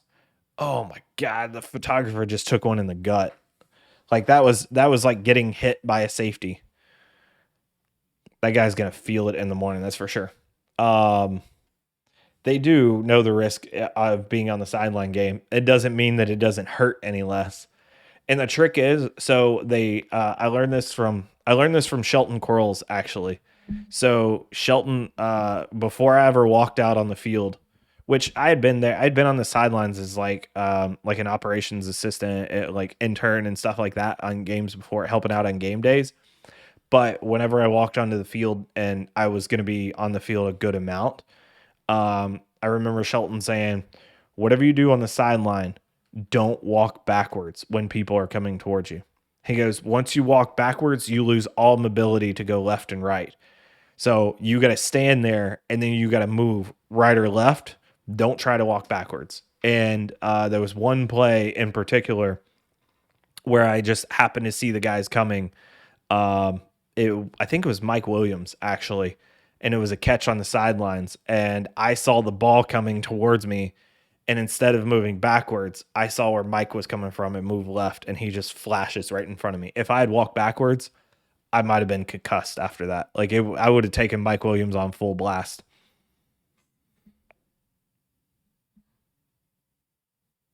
Man, this Denver defense is bad. What's their I'm curious. I want to see what their DVOA is. Because I remember just looking at it and thinking, why did I ever think that these guys were going to be good? Denver's DVOA on defense is 24th or 21st against the pass, 20th against the run. So they're equally bad against the run and the pass. Good to know. Oof. Unadjusted total.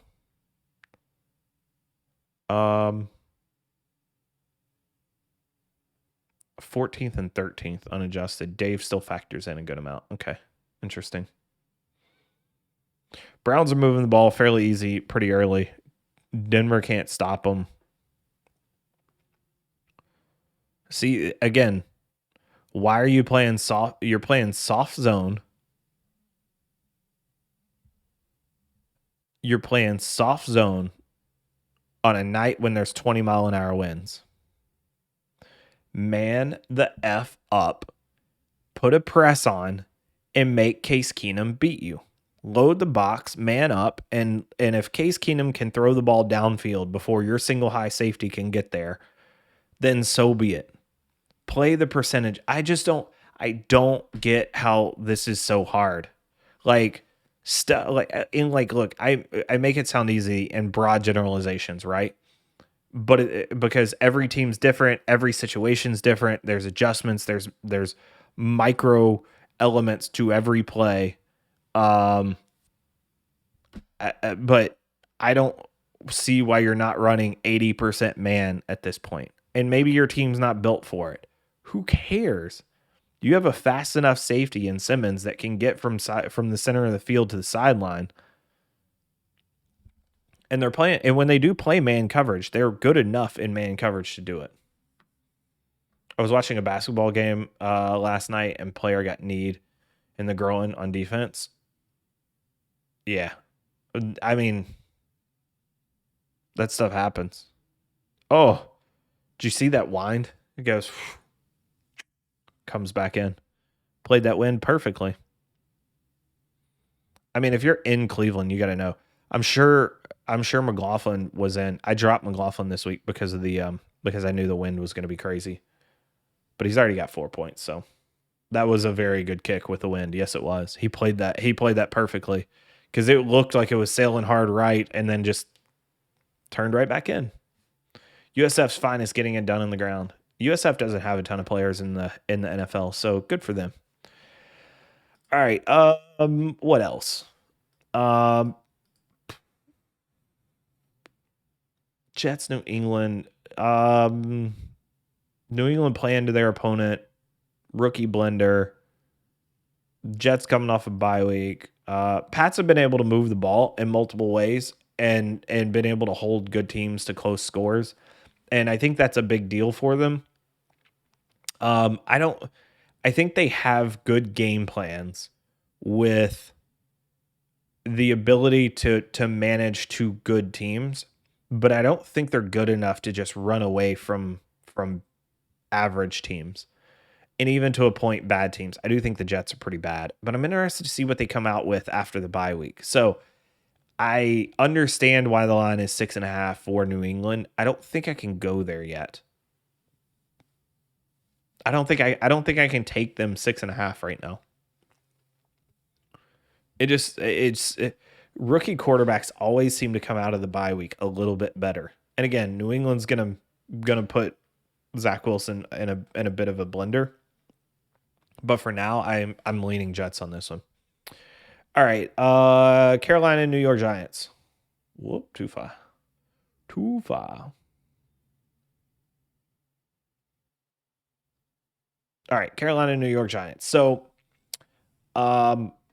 here's the thing about Carolina. After watching them a little bit more this week, I've been grinding pretty hard this week. I just want to say that. I'm going to pat myself on the back for a second. I've been grinding pretty hard between the stuff that the wife has me doing for the nursery and all of that, and still being able to squeeze all of this stuff in. It's been pretty much a grind, and I think I've had maybe 4 or 5 hours of sleep per night so far. But in watching Carolina, what I've realized is that if Carolina had CMC and if they had a quarterback, this would be a team that I would put in the playoffs, no question. They're good enough if they had a quarterback, because I think that I don't think they're great at wide receiver. I think trading away Dan Arnold hurts this offense a good bit. The problem is without CMC and with Sam Darnold, who played okay against bad competition, but now has kind of shown his true stripes against better competition. I just don't think they're not that good. The defense is solid. The defense is good, but the offense just can't do it without being able to run through CMC. And that's why I've been harping the last few weeks on having DJ Moore, because DJ Moore to me is the type of guy that can play that CMC role. And they did it, when was that? It was a couple weeks ago. I forget who it was against, but they put DJ Moore in the backfield a few times, and they ran him on some screens from a wide receiver role out of the backfield. They had him run the CMC angle routes, had him on a wheel route. And then all of a sudden they just stopped doing it. Like, it worked for one game, and then they're like, hey, yeah, that worked too well. Let's not do that anymore. And I think the problem is that they don't have enough at wide receiver to be able to manage that 4 full games. Because, I mean, if you think about it, like when you take DJ Moore out from being a wide receiver and put him in the backfield, you're left with Robbie Anderson and Terrace Marshall. And for all the hype that Terrace Marshall had coming into this game, 14 catches for 116 yards in 6 games just ain't going to get it done. And I think that's why CMC or DJ Moore hasn't been put in the CMC role as much, because when they take him out, there's like, it's obvious that he's getting the rock. Because if you put him in the backfield, you got to give it to him. Because if you don't give it to him, you're basically taking away your best receiver out of the rotation. So unless you're able to effectively use him as a decoy, and it doesn't seem like they've built that into the game plan when he's in the backfield, and they can do that, they just need to, then the offense really stutters whenever you don't have DJ Moore. There's just not enough playmakers for a guy like Sam Darnold. Sam Darnold would be okay if you had a better set of receivers around him. With the set of receivers, they need a legitimate NFL quarterback, like starting quarterback. Sam Darnold is a replacement level player. It's fine. He's okay, and that's fine, but he's not a guy that's going to get them to the playoffs and win games. So there's a lot going on with this offense that they've got to be able to figure out. And again, the left side of that offensive line continues to have problems. The move of Taylor Moton to left tackle seems not ideal. I mean, I get why they're doing it, and it's probably a long-term play, and if he can figure it out, great. But he was so good as a right tackle. I don't know why you would do that. Again, there's no this. I don't understand why people still think that left tackle and right tackle have different values. What a throw and catch! Ooh, was that Sutton? Yeah, it was Cortland Sutton. Teddy just threw a dime and threw it into tight coverage, and Sutton just holds the guy off with his left hand and makes a one-handed catch into his hip. If that's a worse throw from Teddy, that doesn't get caught, but that is an absolute dime. And that's interesting from Teddy because Teddy. He used to throw coming out of college. He threw an amazing corner route. Like, dude, he just drops it in, no problem, on a dime every time. And go routes, he wasn't actually all that effective at. And for whatever reason, he didn't have a good feel for it. Him throwing that right there was amazing. So yeah, so for me, Carolina just kind of an issue, man, on offense. Like they just don't have enough weapons to go around. And in conjunction with that, they don't have a quarterback that can succeed without a significant amount of weapons. So I the defense is good enough against solid team, like against below average teams, they're going to be fine, which is the Giants, right? They're going to be able to hold those teams to little or no points. The problem is when they get up against good teams, they don't have enough offense, especially without CMC and Sam Darnold there. So, the Sam Darnold edition never made sense to me, Grizz. Even if you liked his upside, I mean, it was they probably had a good grade on him coming out of college. And they thought, hey, if we have a good grade on him now, maybe we give him a shot.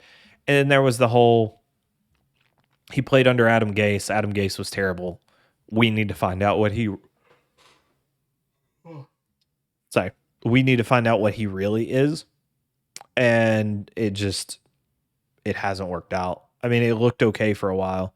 And there was a couple of drives last game, and the second half of the fourth quarter, he looked like he could do it.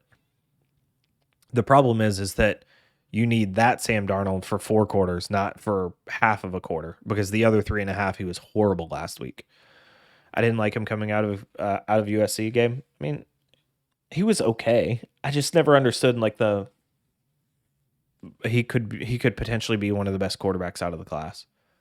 On the flip side, as a Bucs fan, I'm happy he's at the yeah, exactly. Because if they had a good quarterback, they might potentially be a problem. Although I think we could run the ball against them. I think with Lenny and our offensive line, we should be able to pound them up front. Now remember, Carolina gets Stephon Gilmore back this week. So he was out for the first 6 weeks due to the PUP list. He comes off as long as he's healthy and a full go and who we think he can be, then that secondary is a problem and that pass rush can be a problem. So it's going to be an interesting second half of the year for them. Sutton and Kelsey's are the only 2 players with 50-plus targets and 0 drops. I mean, that would have been a drop if he gets his hand on it like that, only because Teddy placed it so perfectly. He did it on a bum leg? Yes, he did. The hype was nuts on Darnold? Yeah.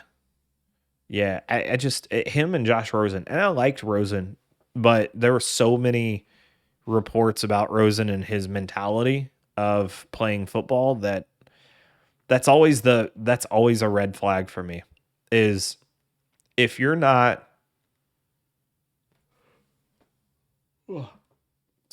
if you're not built to do it, or if you're not committed to doing it, and those are 2 different things, right? Because you can be built to do it and it just kind of comes naturally, or if you're not committed to doing it and treating it like a profession when you get to the NFL and studying your ass off and immersing yourself in the entire game, then it's probably not going to work out. Because even if you're a top 1% player in all of football players across the country, when you get to this level, you don't get there. Maybe 3 players that can get by in the NFL with not really working at it. Oh, Teddy never saw the underneath safety. That right there is why I was saying that is what Denver should do. Play the man coverage. And I don't know if he's throwing into the wind there. That ball did seem to die. It didn't actually come out of it. It actually didn't come out of his hand real well either. Had a little wobble coming out. This looks like lurk coverage. I don't know if that's lurk or cover 2. But either way, the cover 2 didn't get as deep. But eyes on the quarterback. Yeah, the difference there is that if he has it, if they're 20 yards farther out, he can throw that more vertically down the field versus having to throw it across the field a little bit more to get it to where the receiver is going to be and make sure that the corner can't come into the play. He was trying to lead it away from the corner, and he just totally missed the lurk coverage.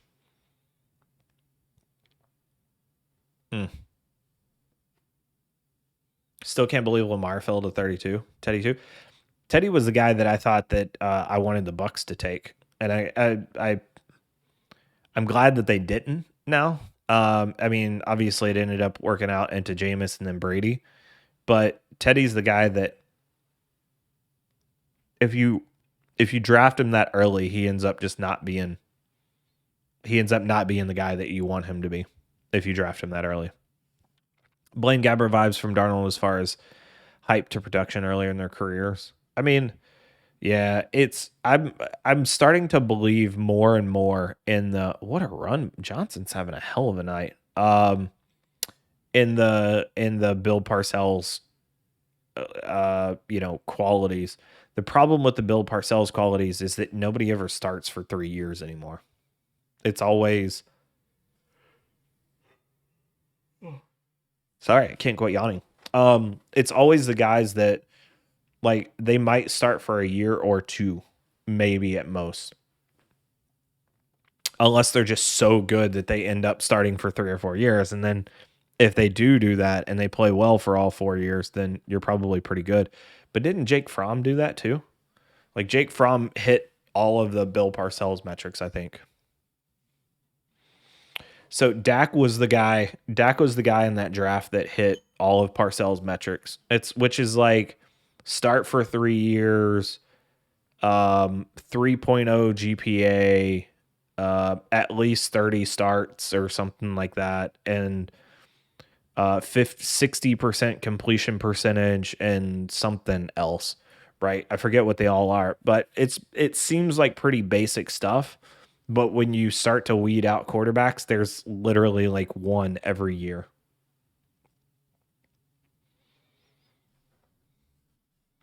All right, Carolina, New York Giants. So that's what I gotta say about Carolina. Again, New York Giants are banged up at wide receiver. Daniel Jones had a terrible week last week. Hopefully he's recovered fully from the concussion. Giants just aren't very good. I feel like Carolina, even though Carolina, I'm losing faith in how good Carolina is. I don't think that they have a problem with this particular game. I think they're way better. I think they're, even if you consider these teams to be evenly matched in terms of rosters, I think Carolina is miles better coached, which is exactly what you want.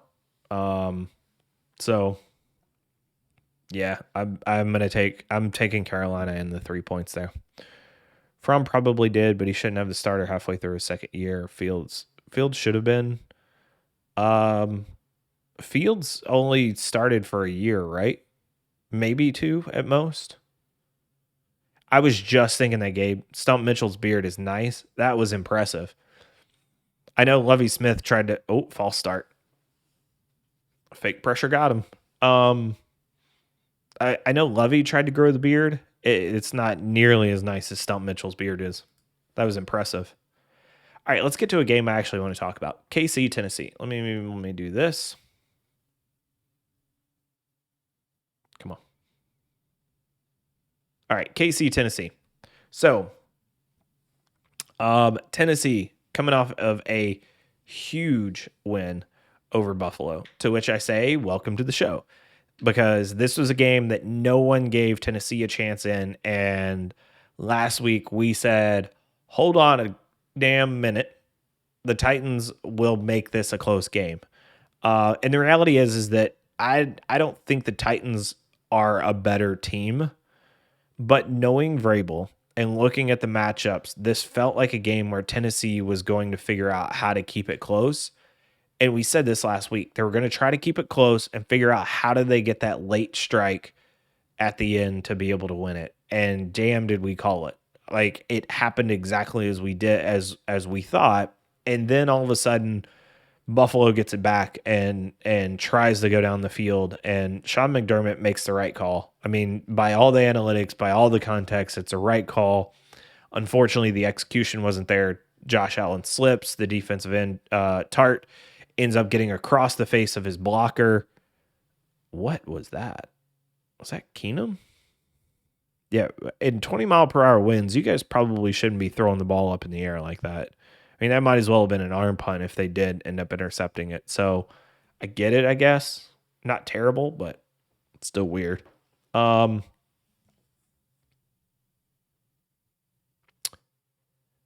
Yeah, so Josh Allen takes the sneak. Tart gets across his blocker's face, ends up in the hole. Plus, Josh Allen slipped. Like, even if Josh Allen slips, he could have potentially gotten up, but Tart was there. So I think that was a hell of a game, and it turned out very much like we thought. I didn't pick the Titans to win, but I did think that they had a really good shot to win, to keep that game close and to win. They just needed to keep it close and be successful on that last drive to be able to get it. So let's not get crazy and start saying that Tennessee is a great team again. Like, it's one game out of 6, and there's still some glaring issues, specifically with the defense. And the other 5 games basically tell us, hey, they're not, like, the other 5 games signal this isn't a terrific team. So let's not just be like, oh, they beat the Bills, now all of a sudden they're good. It's just not the way that the NFL works. There's some weird stuff that kind of happens on a week-to-week basis. And, I don't think the Titans are great, but they did lose to New York, although they were without Brown and Julio in that game. So I think they're a good team. I think they're in the middle of the pack from our tiers from last week, but they're top of the middle of the pack, right? And I think that's fair. Can they get to that next level? Look, they're a playoff team. They're going to win the AFC South. The Colts are trying to make a push, but I still don't believe in the Colts, and we'll get to figure that out in a couple of weeks because Titans get Kansas City this week, and then it's the Colts in 2. That's going to be the game that I'm really interested in seeing because no matter what the Colts do this week, I'm still interested to see how they match up against Tennessee next week. Let's see, what other notes do we need to call out? Tennessee's defense is bad. Like, bad. They can't stop the run. They can't stop the pass. They can't cover. They can't get pressure consistently. Other than that, they're great. But they can't do anything right on defense. The best player on this defense is Derrick Henry. Because Derrick Henry is the only guy that can stop the other team from scoring. Because the longer Derrick Henry and that offense is on the field, the less the defense is on the field. And they've got to use Derrick Henry to be able to protect this defense. And he's the only guy that can keep them from getting massacred every week. I mean, we'll hit the highlights on offense for the Titans, right? Like, we know what the Titans are on offense. We've said the same thing for the last 3 to 4 weeks. They're better at run blocking than pass blocking, which they're bad at pass blocking. They're good at run blocking. Henry's massive and a huge help for them. One of the few running backs in the NFL that is deserving of a massive contract at the running back position. Tannehill playing pretty well. He's just not asked to do a ton, which is a good thing, by the way, and perfectly smart way to run this team. And when Julio and AJ Brown are out there, they have weapons, and that's all they really need at the receiving position because those two guys are good enough by themselves to allow Ryan Tannehill to be successful. So on offense, they can get it done. On defense, they can't. The Chiefs, on the other hand, over the last few years, they've been a team where you can run against them over the last few years, but this year you can throw against them too. Like, I know people want to discuss Mahomes and the offense's turnovers, but the defense needs to get some of their own as well. In turnover margin, the Chiefs are the second worst in the NFL at -8. Jags are last at -10, by the way. They have 14 giveaways, the Chiefs do. That's tops in the league. Jags are at 12. Texans and Pats are both at 10. The takeaways for the Chiefs are at 6, which is tied for 8th worst in the NFL. So not only do they need to not turn it over so much, they also need to get some turnovers on defense. The one thing that I need to call out about the Chiefs is there is some hope for what this defense could potentially be. Like we talked about it before, like with Washington, I don't see a whole lot going on with that defense in terms of what they're trying to change. Like they know they're bad. They've got to figure something out to make a major difference. The Chiefs, on the other hand, they know they're bad and they're starting to tweak some things. They're starting to test some things out. And I started to see that last week. So Sorensen effectively got benched. Willie Gay Jr. got some snaps and he looked all right in those. My guess is that they go back to moving Chris Jones inside instead of putting him out on the edge. So we haven't talked about that a lot, right? So they all of a sudden decided that Chris Jones is an edge rusher and it's not working out the way that they intended. And I think they're trying to leave him out there to see if he can figure it out. That's not him. He doesn't have the closing speed or the bend to do what they want him to do out there. Like they need to move him back to the inside, especially this week against Derrick Henry. Like Chris Jones is better on the inside because it's a shorter path to the quarterback. Like he needs that shorter path rather than having to go all the way around, right? He just has to go right up the middle. Beat your one, maybe two guys that potentially will block you, will be trying to block you, and go get the quarterback from the inside. And by the way, pressure from the inside is more disruptive than from the edge. Because if you can get pressure from the middle, that's much harder on a quarterback, especially whenever it's right in his face. So they've got to move Chris Jones back to the interior. And I think this is a perfect game to do it whenever you're playing Tennessee and Derrick Henry. So I'm encouraged that the Chiefs are actually trying, and you can start to see it a little bit. Overall, I still think they're a better team than Tennessee, and they're likely going to be fine in this game. Again, Chiefs continue to have a pretty brutal schedule, and we thought Tennessee might be a little bit of a let-up, but we can question that a little bit simply because of their win last week against the Bills. They've showed that they do have it in them to beat good teams. As far as the way they're going to play this game, to me, I think the Chiefs are going to load up the box. They're going to take their one-on-one matchups with Julio and AJ and dare the Titans to beat them. I think they're probably going to use Matthew in like a robber lurk position to try to create some turnovers off of throws to those guys. They probably want to have Tannehill beat them more than Derrick Henry. I'm leaning Chiefs, but not sure if they're able to cover a full 5.5 in this game for the same reason that I thought that last week against the Bills, because I do think the Titans are going to be able to move the ball in the run and in the pass. This is going to be a Sunday decision for me simply because I think the Titans can keep it close and hopefully they get that late strike towards the end. It's a different matchup, but very similar formula for the Titans, basically.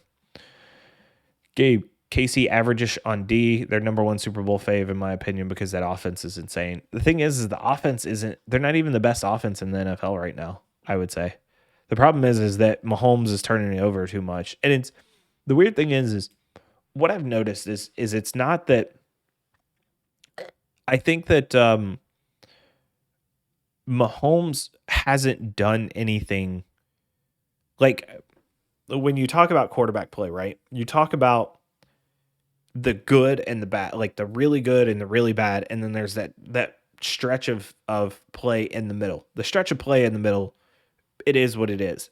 It's the big plays at the top that really separate quarterbacks, and then the bad plays at the bottom. So you've got your guys like Jameis Winston, who do random terrible stuff that they have a really bad bottom third of what they do, right? And then you have guys like Aaron Rodgers who have a really high top third of what they do. Like they have a huge ceiling, right? Maybe that's the better way to describe it. Ceiling and floor. But there's a pretty big kind of interior to that room. And there's quarterbacks all over the place in there. But the ceiling and the floor are big. Mahomes' floor hasn't gone any further down than in terms of his play and what he's doing and the risks that he's taking. That hasn't dropped.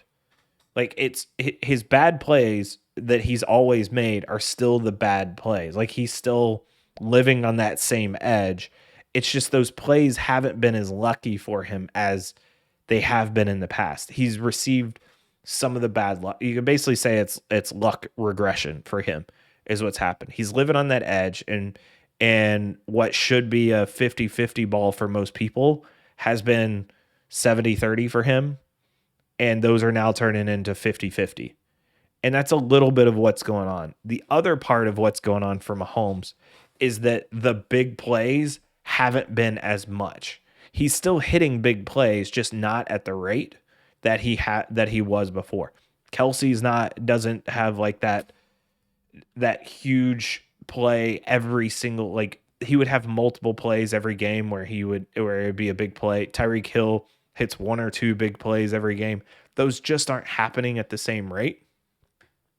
And it's only a small difference, but those plays, when they're 95% a score, most of the, like 95% of the time they're a score, when they turn into 85% they're a score, or they just don't happen at the same rate, that's a big hit to the offense, right? So I still think that they're a good offense. I still think that they have those big plays. It's just a little bit of like that's floor is still where it is. It's just it's kind of crumbling a little bit because of the luck, and then the ceiling is a little bit lower than what it has been before. And that's specific to Mahomes' play. So I think that's kind of where the Chiefs are falling off a little bit, and then the defense has been worse than it has been in the past, and those things together are hurting them, all in conjunction with a really tough schedule. So it's kind of mixed bag in terms of things that are causing. Those are all the symptoms those are the core issues to the symptoms that you're seeing. Yeah, so the schedule lightens up, right, Gabe? You just noticed that? We've talked about it the last couple of weeks, but the schedule gets much, much easier. We talked about how hard that schedule is in the first when they played who all did they play? They played Buffalo, they played Cleveland. There was one other big team that they played in there. And it's a tough schedule to start the season. And then all of a sudden they end up playing like a cakewalk of a schedule.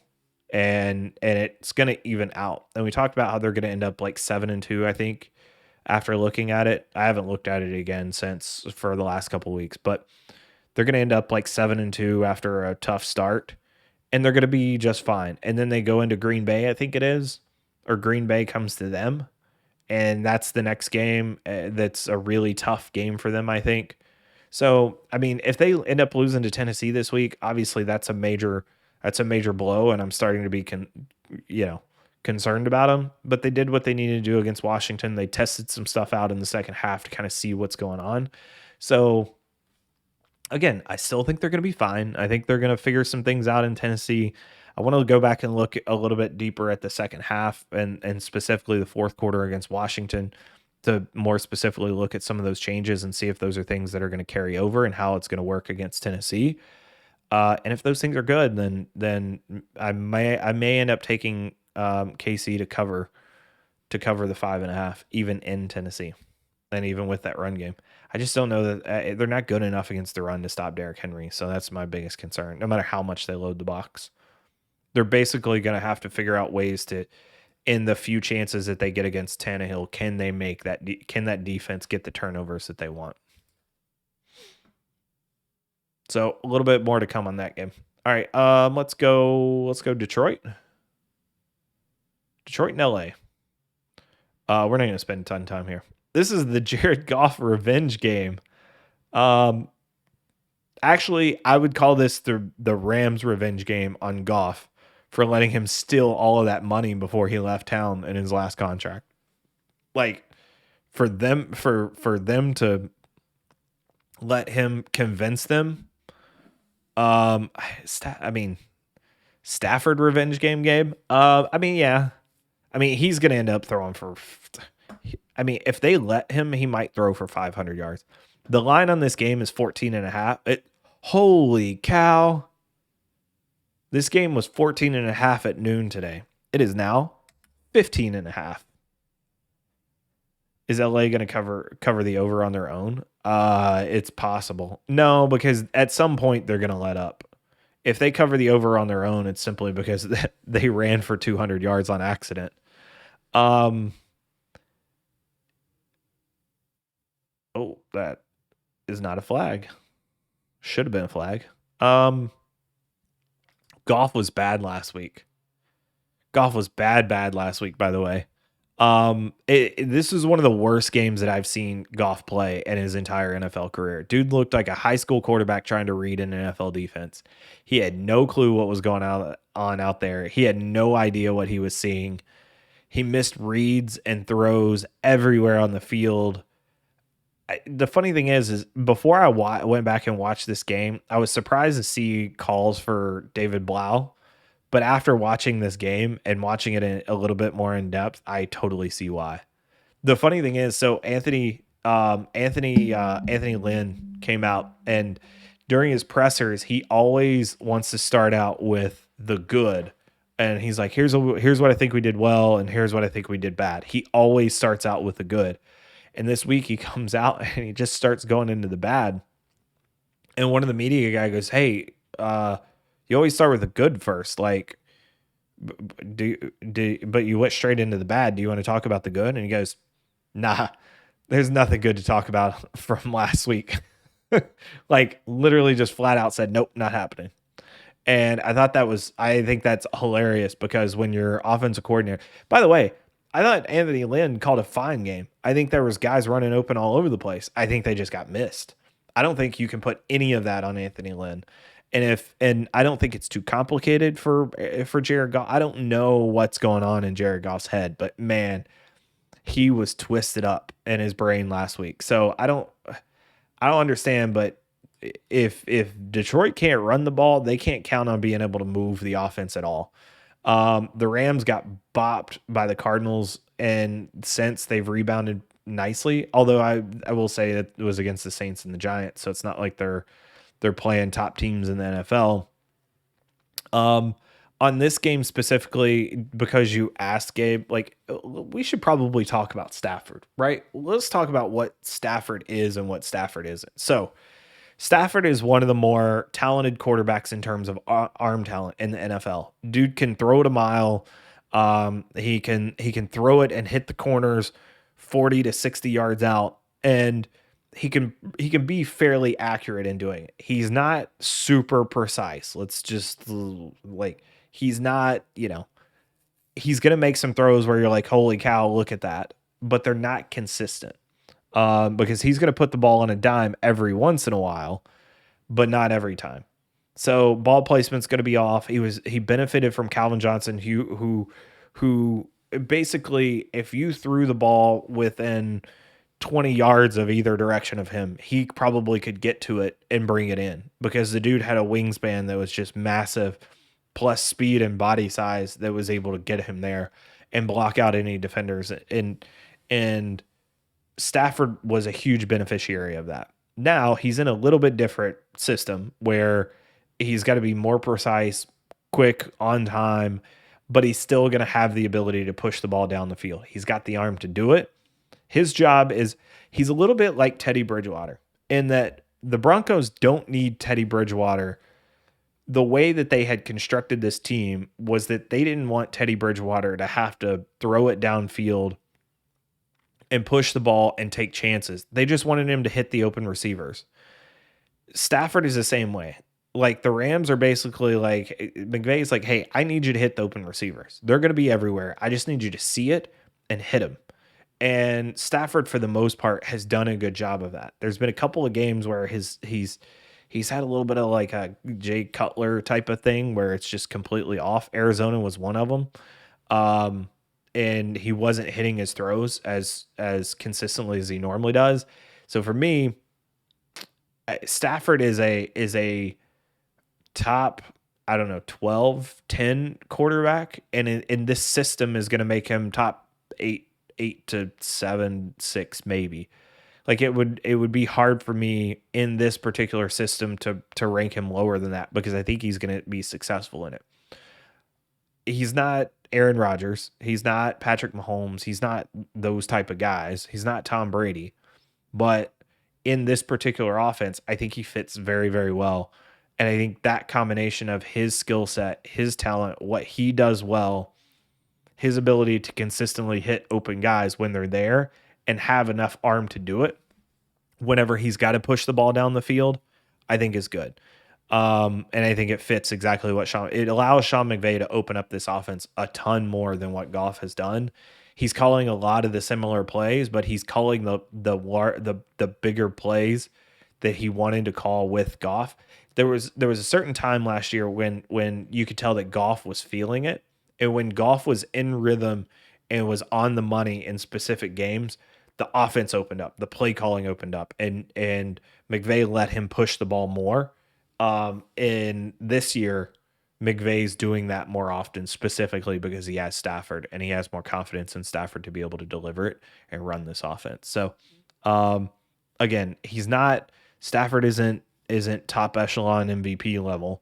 I do think that there's some question marks still a little bit in his game, but not many. I mean, this guy's going to be able to do plenty well enough for Sean McVay. Rams move from 14.5 to 15.5. I would take them by 20 in this particular game. Look, the Lions can. The thing is the Lions can. They can kind of hang, but they're going to need to be able to run the ball. I don't think they can run the ball against the Rams. They need DeAndre Swift and Jamal Williams to be successful for this offense to move. Ooh.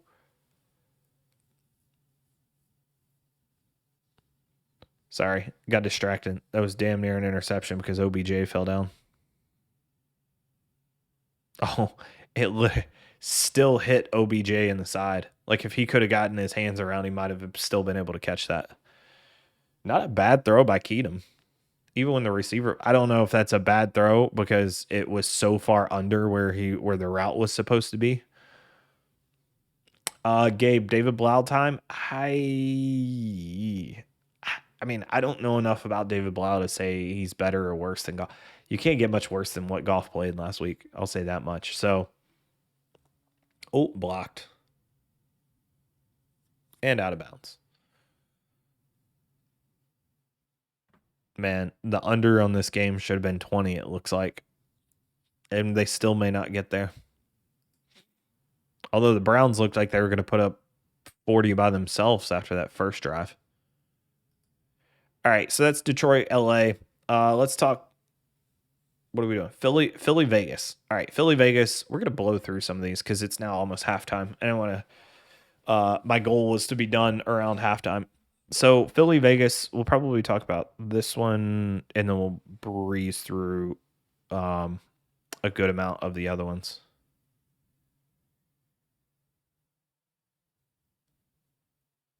Did I miss? Did.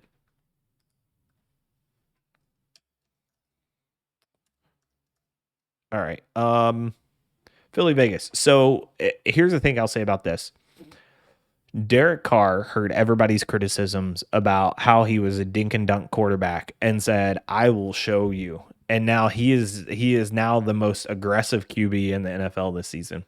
He is more willing to drive the ball downfield than any QB in the league right now. And he has the weapons to do it.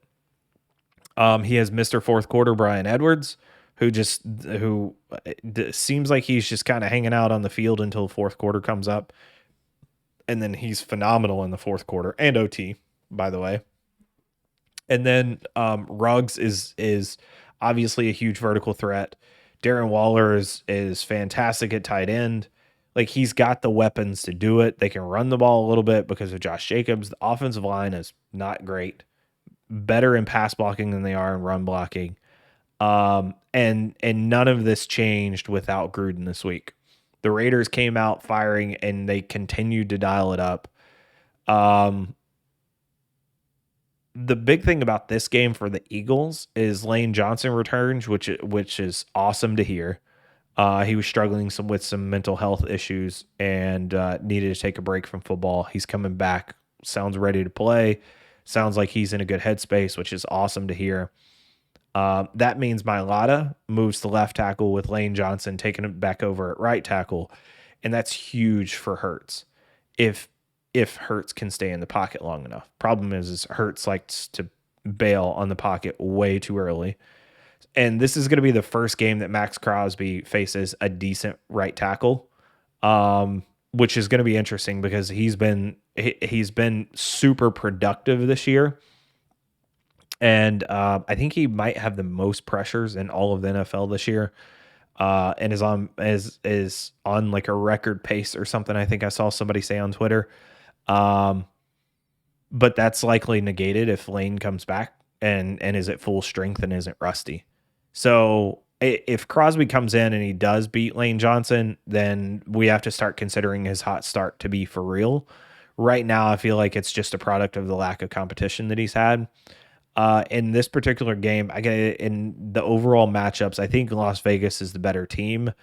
That offensive line could potentially be a problem because I do think Philly's okay up front, especially with Fletcher Cox. Anybody know when Brandon Graham comes back, or is he coming back? I think is he done for the year? I hope he's not done for the year, right?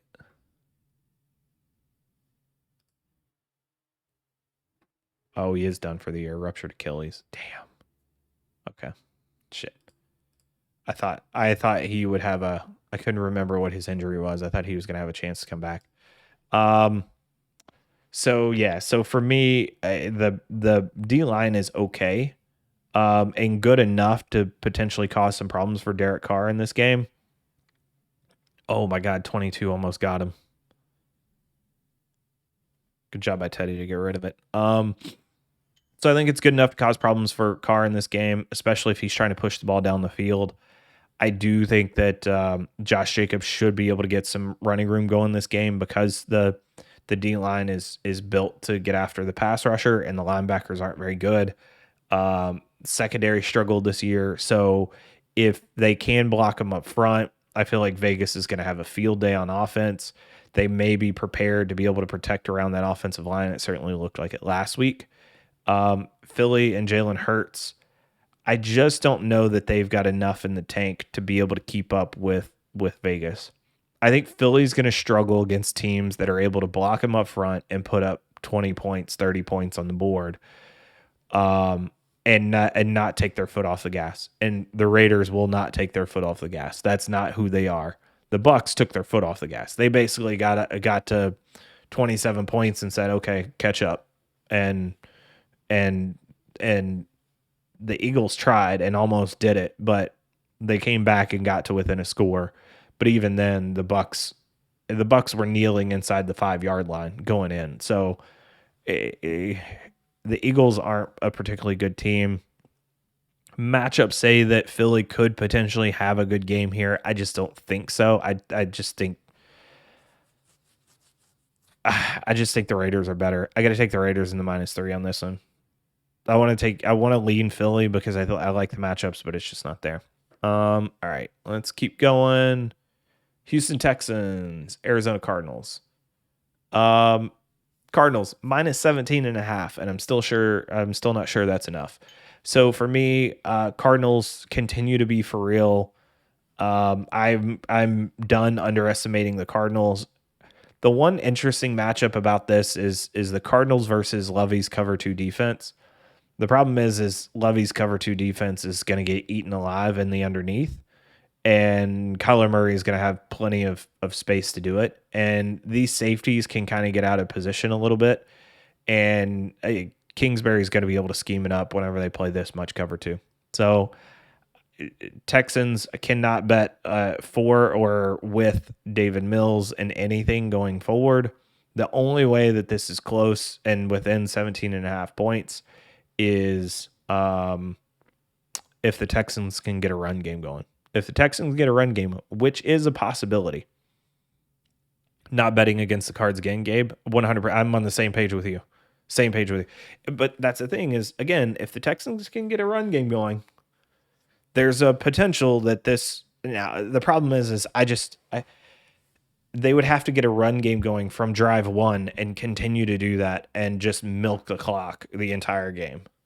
And that's not what they're going to do because that's not how they win the game. That's just playing to keep it close. for them to be able to win, they're going to have to get Brandon Cooks involved. They're going to have the run game. They're going to have to be super efficient. The defense is going to have some stops, and I just don't see any of that happening.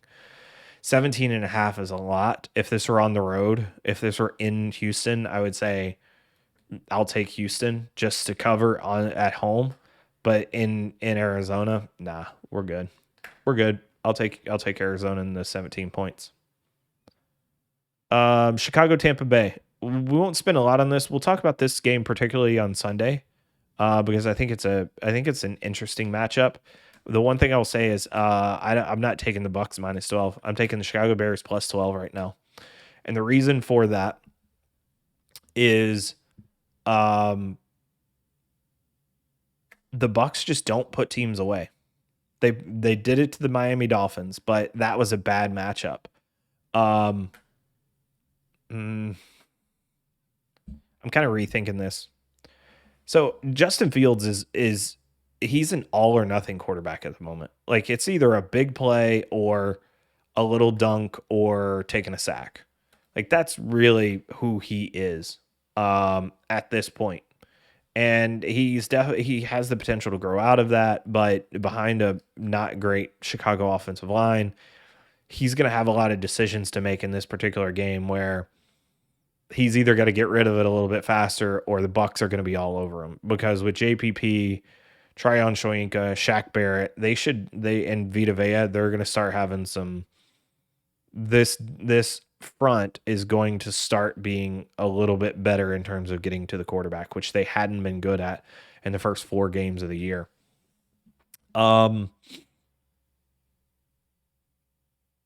The defense, Chicago's defense remains good, even though they didn't have a great performance last week.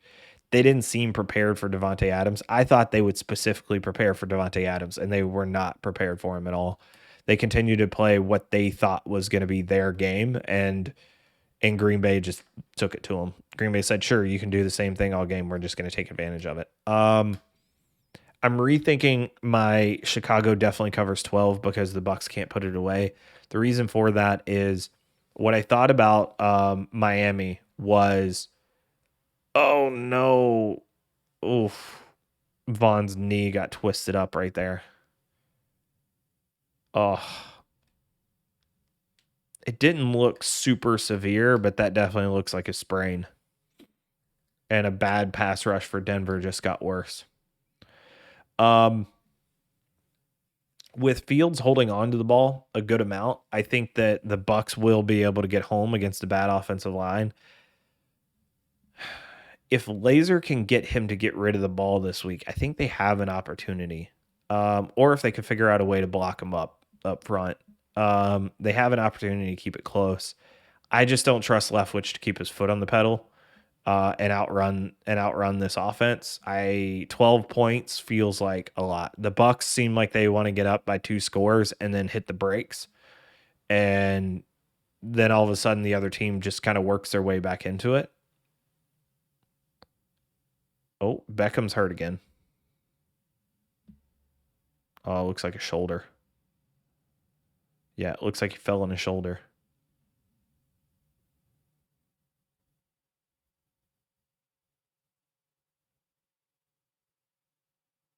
I'm looking to see. It looks like he was holding his right shoulder.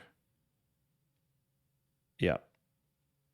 Oh, man, the Browns are already banged up enough. They're lucky OBJ even played in this game. But now it looks like they've probably lost him for the rest of it anyways. Can Keenum get it done in 40 seconds? Oh my God. Keenum just Houdini'd the defensive end right there. That was impressive. Yeah, I don't know. I'm gonna have to wait and pick this game. I'm leaning Chicago to cover, just because I do think that Chicago could potentially move the ball. Again, I do think that you can run on this Tampa Bay defense. You just got to figure out the right way to do it, and teams haven't tried to do so thus far. If Chicago can figure out how to do that, get Fields to get rid of the ball, scheme up a good little game on offense, I think they can definitely move the ball, score some points. And then, again, Tampa Bay seems to not want to keep their foot on the gas when necessary. Tampa Bay definitely should be favored at home. I just don't know if it's by 12. I feel like 10, as long as there are 2 scores, 8, 10 points, I feel like they're going to be like, yeah, we're good. We're fine. Gabe, I just keep being impressed by the Cards Cliff offense with all its passing tools and learn to add a run game plus the defense is solid. I think I'm still not like completely sold on the defense, but I think the biggest thing for me is that Kyler Murray all of a sudden can see and use the middle of the field, and that adds a huge element to the offense and makes them incredibly hard to stop. I think teams figured out last year that if you guarded the perimeter, it was very hard for Kyler to throw to the middle of the field, and I think that was an issue. Did Cards move Watt back outside? Yeah, a little bit last game. A little bit last game. All right. So we'll pick that one on Sunday. I'm leaning Bears to cover though. Like I said, it's more about the Bucks offense. I said this week on Twitter, like Leftwich is the governor on a Ferrari, and I get it. Everybody is saying Leftwich has turned a corner and he's not running as much on first down, and they're much better on first down. I'm like, that's great. They're still terrible on second down. Like what all the bad habits that they had on first down, they're not doing anymore. But now they have it on second down. They're fourth in EPA on first down. They're 24th in EPA on second down. I think that's specifically in the run. But then it just doesn't seem to go away. Like they still end up in too many third and longs. And they don't put the ball in Brady's hands enough, in my opinion, especially against good team. My thing is get up by 20, 21, 28 points, then put the brakes on. Don't just get up by a touchdown or 2 or 10 points and then be like, okay, yeah, we're good.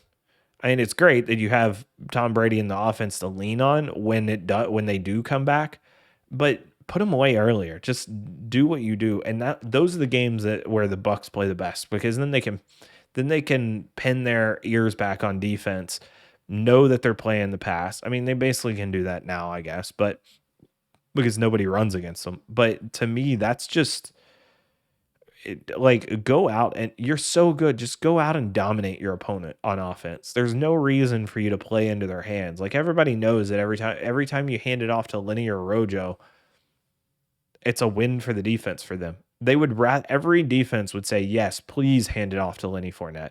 Please hand it off to Ronald Jones. Thank you. And when you look at it that way, how about you not do that? How about you not play into what they want you to do? Go full KC, don't even get to third down. Honestly, I wish they would. I wish that's exactly what they would do.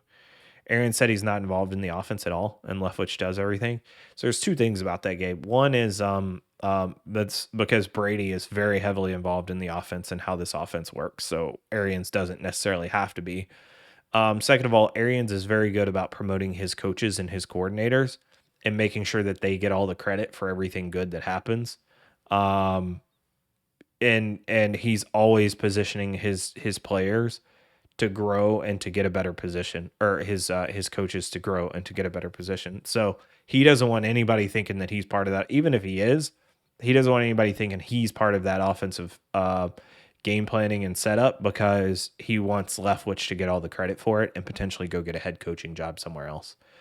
It'll be interesting to see if Leftwich does do that, then does go get a head coaching job.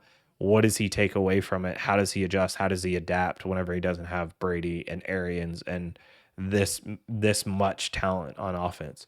It's much different it's so different to coordinate with a phenomenal offensive line, with Tom Brady at quarterback, with Mike Evans, Antonio Brown, Chris Godwin, Gronk, OJ Howard, Cameron Brate, Tyler Johnson, Scotty Miller. Like when that's your offense, that's totally different to coordinate than whenever you're trying to coach as Zach Wilson and no weapons and no offensive line, right? So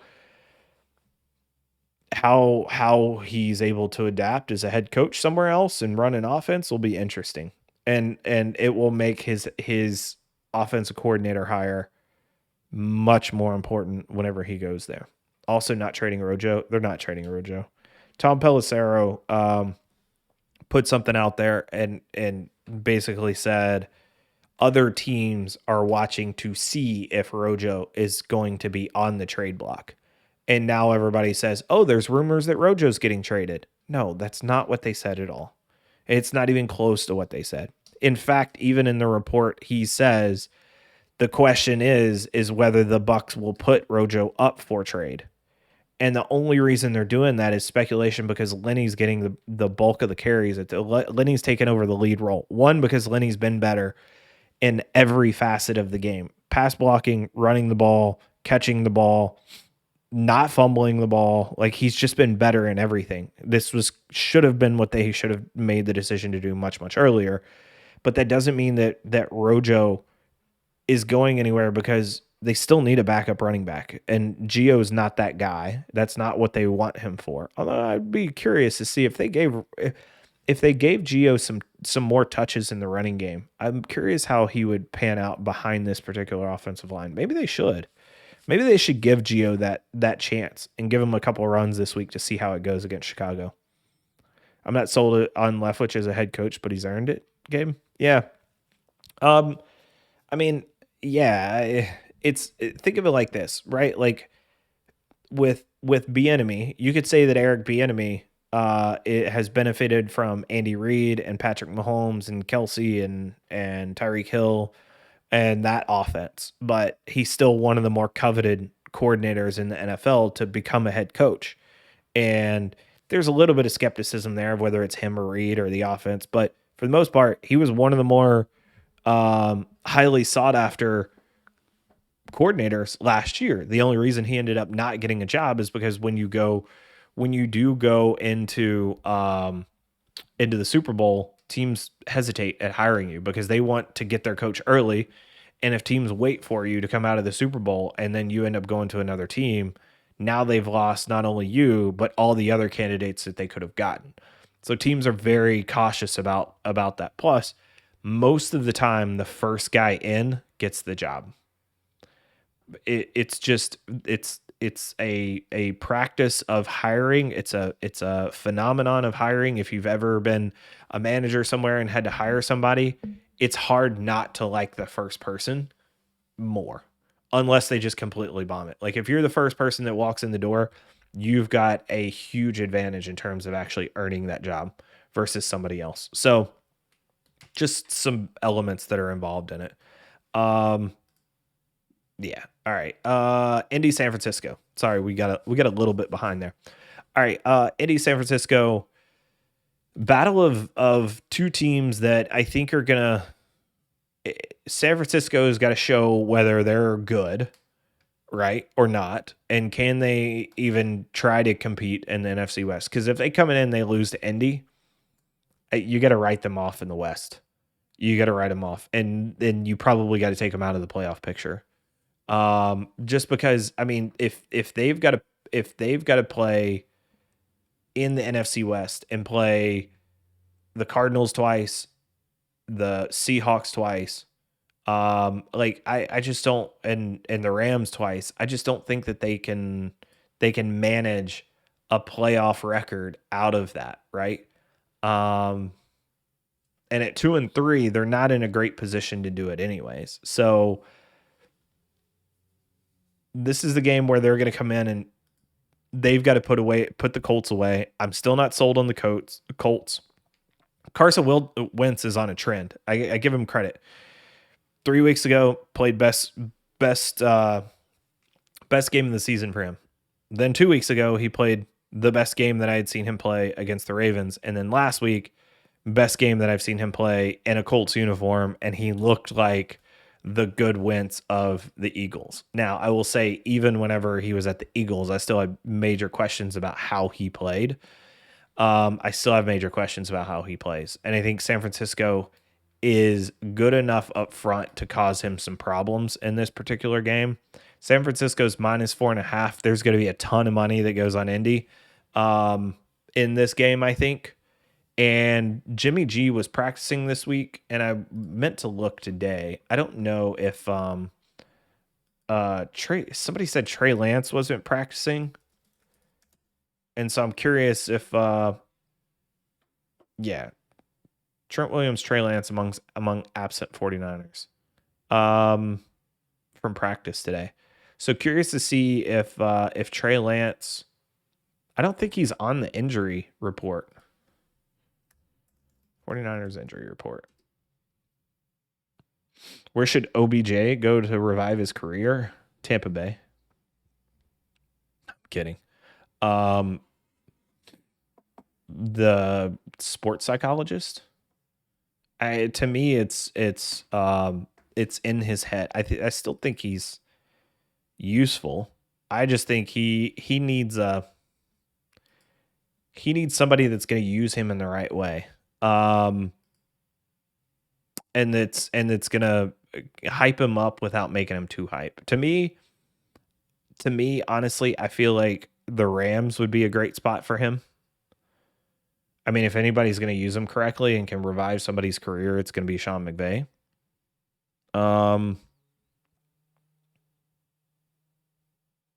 Yeah, I mean, I think that's it. Let's see. 49ers designated Hasty ankle to return from injured reserve Monday. 49ers Colts injury report. This is from a day ago. Is there an injury report from today?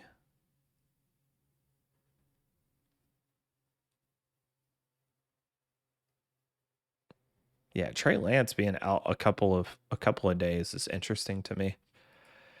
I still don't know if I believe OBJ and KC. I mean, that would be, think about it this way. At least in KC, he doesn't have to be the guy, right? Like that's the big thing is OBJ probably puts a lot of pressure on himself to be the guy.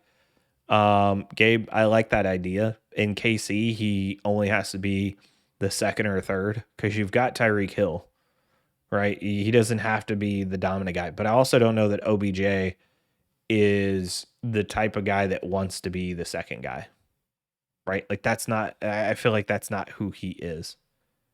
Kyle Shanahan says he expects Jimmy Garoppolo to be 100%.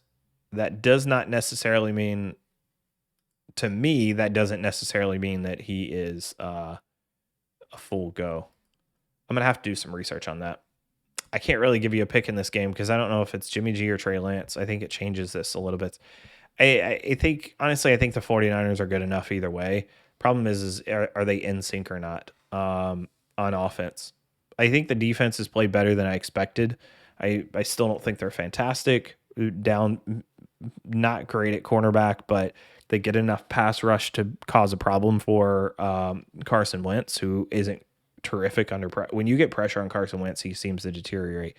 Now, we'll say that outside of like the last 3 weeks, he's played pretty well under pressure, so we'll take it. Yeah, I'm just no matter what, I'm leaning San Francisco here. I've continuously underestimated the Colts. If they not only beat the 4.5 this week, but win this game, okay, fine. It's fine. I'm in with the Colts. Actually, I don't say that. I can't say that either because then they play Titans next week, and then that ends up being a really interesting, because if the Colts win this week, even if they don't win, I still feel like they come in, they're 2-4. Titans probably end up, so they probably end up 2-5. Titans probably end up 4-3 after playing KC. So now we're looking at a 2-5 against a 4-3. If Colts win this week and Titans lose and they come to play next week, we're looking at a potential tie, because then the Colts are looking at beating the Titans and taking over number 1 in the AFC South. So an important couple of weeks for the Colts. They need to find a way to win this game. And then next week against the Titans, we'll see. But if they can't win it against the 49ers this week, it just plays into what I think about them. So I need to do some more research on this game because I didn't get a chance to look up and see if Trey Lance was actually going to play since he's out. He's not actually on the injury report, which is what is weird. He just missed practice.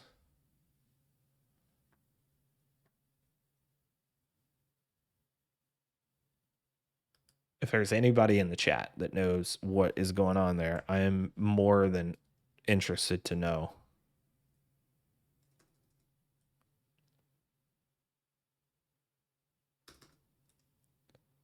Come on. I'm trying to look this up right now. Uh-oh.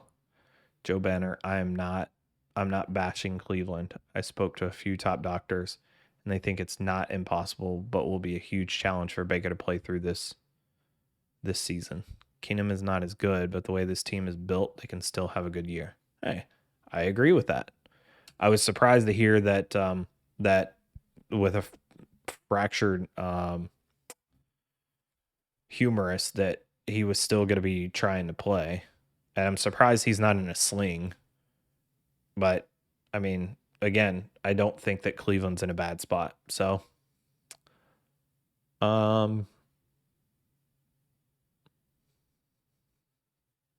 Lance knee. So apparently Trey Lance's knee is why he's not out there. And they may just not be practicing him because they think Jimmy G is going to be back out there. So oh,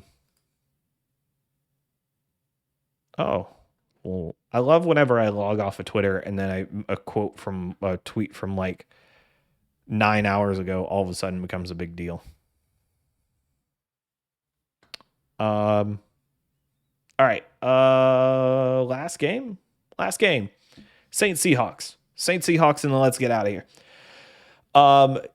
This is, so let's see. Is it odd weeks or even weeks that the Saints end up having terrific games? I don't believe in this at all, but I do think it's something that we have to acknowledge because the Saints there for a while were good week, bad week, good week, bad week. And they got it's odd weeks. Here's the interesting thing. It's the odd weeks that the Saints play really well on, and it's the even weeks that they play very poorly on. So in odd weeks, they beat Green Bay, they beat New England, they beat Washington pretty handily.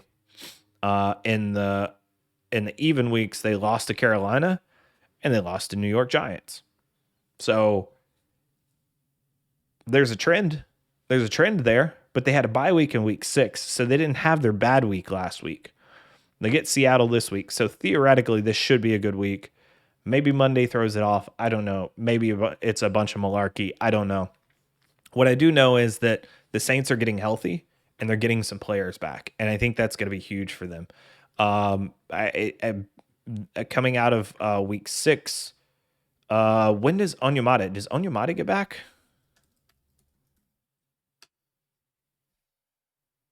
Yeah, suspended 6 games. Okay, never mind. So this is the last week Onyemata's out. I think him coming back is a major upgrade for this defense. And then the other thing I want to check is what is who all is going to be a go real quick for them. New Orleans Saints. All right, Eric McCoy questionable, but listed as no comments, which means he's probably going to play. Teron Armstead listed as questionable, no comments, which means he's there. He's probably going to play. Wait, this is weird. Why does that say ruled out of Washington's game? Deontay Harris is probably good to go. Traquan Smith is out, it looks like.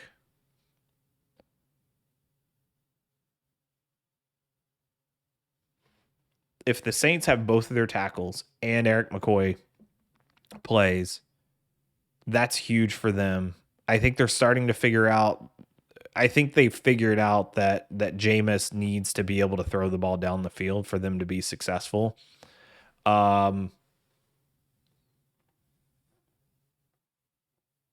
Yeah, here we go. Now we're updated. Harris isn't participating in Thursday's practice. Taysom Hill, concussion, isn't participating in Thursday's practice. Marcus Davenport is on injured reserve. Quan's on IR. Traquan Smith is on IR. Michael Thomas is still out, still multiple weeks away. Eric McCoy, Teron Armstead, both still questionable. And I don't see Ramczyk on here. So they're getting healthy, which is going to be fantastic. I think if they're healthy, I think they're a much better team than Seattle. I'm surprised to see that they're a 4.5 favorite in Seattle. The problem is with Geno Smith. Geno Smith could get lit up by this defense. This defense can be aggressive up front. They play tight man coverage. Malcolm Jenkins has played pretty well this season. Yeah, this is gonna be a Saints win for me. I need to look at it a little bit more to be able to say that they cover this. I do think it's this whether they cover or not is gonna be on Jameis, I think. But I think the run game and Kamara and the offensive line being good is going to put New Orleans in the driver's seat in this particular game. I think they're good enough on defense that I don't think Alex Collins is going to have a massive game. Let me see. New Orleans is third in total DVOA. That is a bit surprising. I thought that they played well, but I don't know if they played that well. They're ninth against the pass and second against the run. Okay, so that's what it is that they're much better against the run than I've really given them credit for. Pass feels about right. They're a top 10 team against the pass. So yeah, I think with this particular game, Alex Collins probably is going to have a ton of running room. I don't think Gino is going to have a ton of time to throw, and I think they're good enough in the passing game to be able to get it done. So I'm leaning New Orleans -4.5. I'm going to lean for them to win, especially with Kamara, and then we'll go from there as far as Sunday. Gabe, how long should that shoulder surgery on labrum take? I don't know. It's his non-throwing shoulder. That's the big thing. There's a couple ways to look at this, right? And I've got to dig into my biomechanics and kinesiology past here. So in a shoulder, you've got to talk about functionality and risk of re-injury, right? And stability. So those are the big three things that you've got to take into account into something that's not like if it were in his throwing shoulder, you would have to talk about his effectiveness and his ability to play through the pain. In the opposite shoulder, he's not going to feel it as much, right? And it's not something that he's got to rely on to actually throw the ball down the field. So really, it's all about stability, risk of re-injury, and then functionality. In functionality, he's got to be able to pull his hands, and that's as much as he's going to have to do, right? Pull his hands and then pull his arm down and through. Because when quarterbacks throw, I wish I could zoom out. Here, let me make this bigger. Let me back up. So when quarterbacks throw, move over here. Nope, wrong direction. Over here. When they throw, they've got to pull their hands like this. And most quarterbacks do this. Some will bring it down and behind and around and then throw, right? And this is kind of weird because of the angle of the camera. When they pull their arms and then they go to throw, most push their elbow out and their hand through and pull this down. And when they pull this elbow through, that gives them more torque to get through. Keep the shoulder in, and then come all the way through, right? So that's how that function of that shoulder could be a problem in him really trying to push the ball. And if it's a fracture in the humerus, I'm guessing it's here in the shoulder, and that's what's causing his labrum to be an issue. Because if his labrum is an issue, it's not going to be a fracture like down into his humerus that's down into his elbow or anything like that. It's going to be up in his shoulder, which is going to be the issue. So I think that poses a problem and could potentially be a major issue for him. Stability and risk of re-injury are kind of tied together, right? So stability of is it going to be fine if you don't touch it? But then the risk of re-injury is it going to be an issue when he gets tackled and falls on it again? And the problem is yes, it's probably going to be an issue. If it's a torn labrum and a fracture, I just don't see how it's not an issue. It's got to be. And dude's going to get tackled on that shoulder over and over. And also separating or having a problem with that shoulder within a couple of weeks of each other, or maybe 2 times in 3 weeks, it tells me that there's a major risk of re-injury because there's a lack of stability in that shoulder. So I would count on Baker not being in there for a while. But again, they don't necessarily need him the way this team is built. So yeah, it's a big thing. Did he get his knee down? Oh, that's good. Melvin Gordon. I got Melvin Gordon on my team, so I need that touchdown. I hope that counts.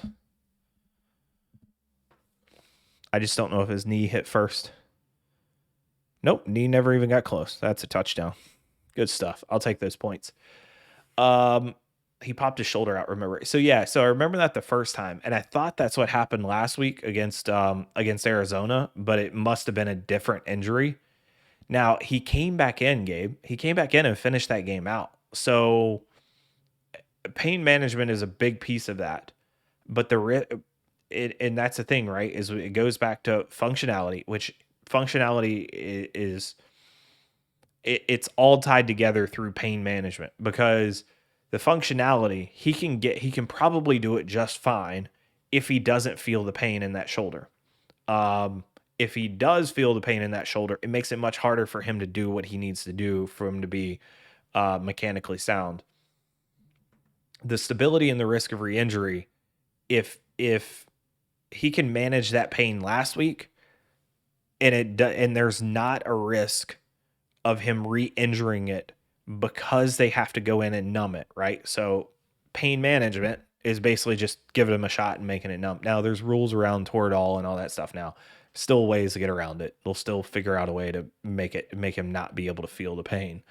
But if he doesn't feel it and there's no risk of re-injury, they can numb the daylights out of that shoulder and it's not an issue.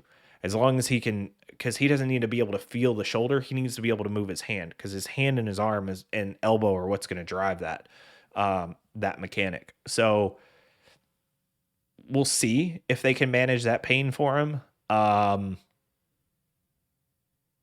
just don't know. There's too many questions. I would turn to Pro Football Doc and see what he says about it. But risk of re-injury is probably what I'm looking at with Baker more than anything. Sure, maybe you can play. Maybe I can give you a shot and you can play. But if I put you in and you get tackled on that shoulder again and now you're out the rest of the season, versus me putting you out for 3 or 4 weeks and you healing up and then you're good in 4 weeks. Because remember, broken bones can heal 4 to 6 weeks. You're probably good. So I'd rather you be out for a month than me figure it out for 4 weeks. Me still try to figure out how to make the playoffs and then have you back for the playoffs versus me potentially injuring you and losing you for the second half of the season. And maybe it's a monitor and go from there. I just wonder if he couldn't, his shoulder if he could have shoulder surgery and get back for playoffs. Typically torn labrums take longer than that, I think. I don't know. I'm not a professional doctor. I think torn labrum surgery takes longer than that. If it's a small tear, they typically heal up. I think they heal up in a few weeks. The fracture itself, I don't know. If it's like a hairline fracture, it should heal up in a few weeks as well. And I don't think it necessarily needs surgery. But like I said, I would go turn to Pro Football Doc for something like that. All right, so that is all of our games. It's now 10-7, halfway through the third quarter. Browns up by 3. Browns getting the football back after Melvin Gordon takes it in a little swing pass. That's it. That's everything, guys. And I think we're gonna wrap it up there. I'm gonna figure out somebody for you guys to toss it to. Let's do questions for end of night. So, is there anything that you guys want to do or want to talk about before we get out of here tonight? Could be tonight's game, could be Baker, could be your specific team, even if they're on a bye, whatever it may be. Maybe we didn't talk about them tonight. Anything you guys want to do? Gabe, I would like if there was somebody else who posted his content for injuries. There are a couple of reasons I prefer not to use him all the time. Bell for ESPN. I totally understand the concern about Pro Football Doc. I agree. I use him because he seems to have. I don't watch all of his videos. I look at his tweets. That's all I do. But I understand the concern. Let's see. Dr. Edwin Porras. I don't know who that is. Crossover. I might have to find that person. Dr. Edwin Porras. I don't want to leave that page because there's stuff in there that I want to see.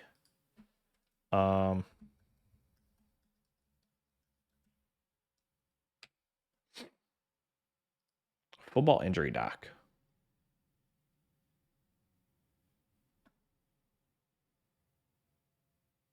All right, let's follow this. Looks like a good one, crossover.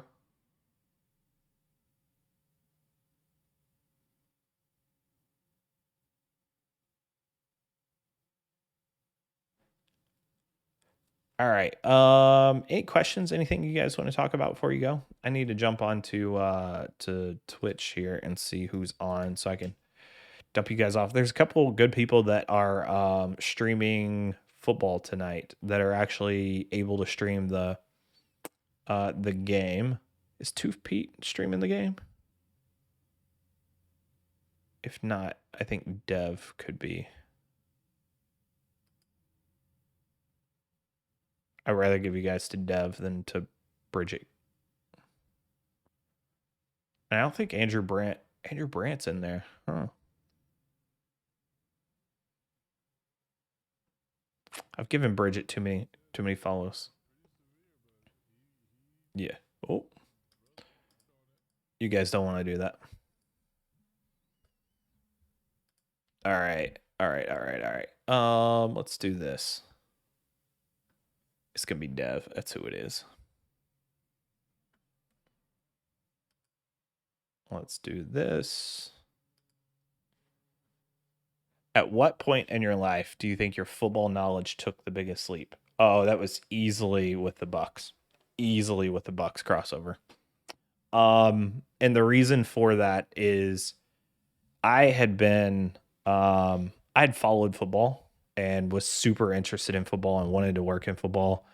And at that time, there weren't as many good resources as we have now, right? So the whole reason I joined Twitter crossover is because there were two reasons. One, I wanted to jump on there and find good conversations. I knew that there were a few good people on there that I could talk to about football. Doug Farrar being one of the biggest ones, because I watched and read everything that he did.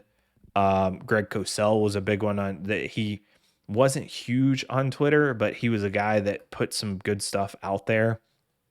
And not a whole lot of people knew exactly who he was and knew that he was behind the ESPN matchup show on Sunday mornings. And so I joined Twitter because I knew that there were some people on there. But I felt like there was a gap in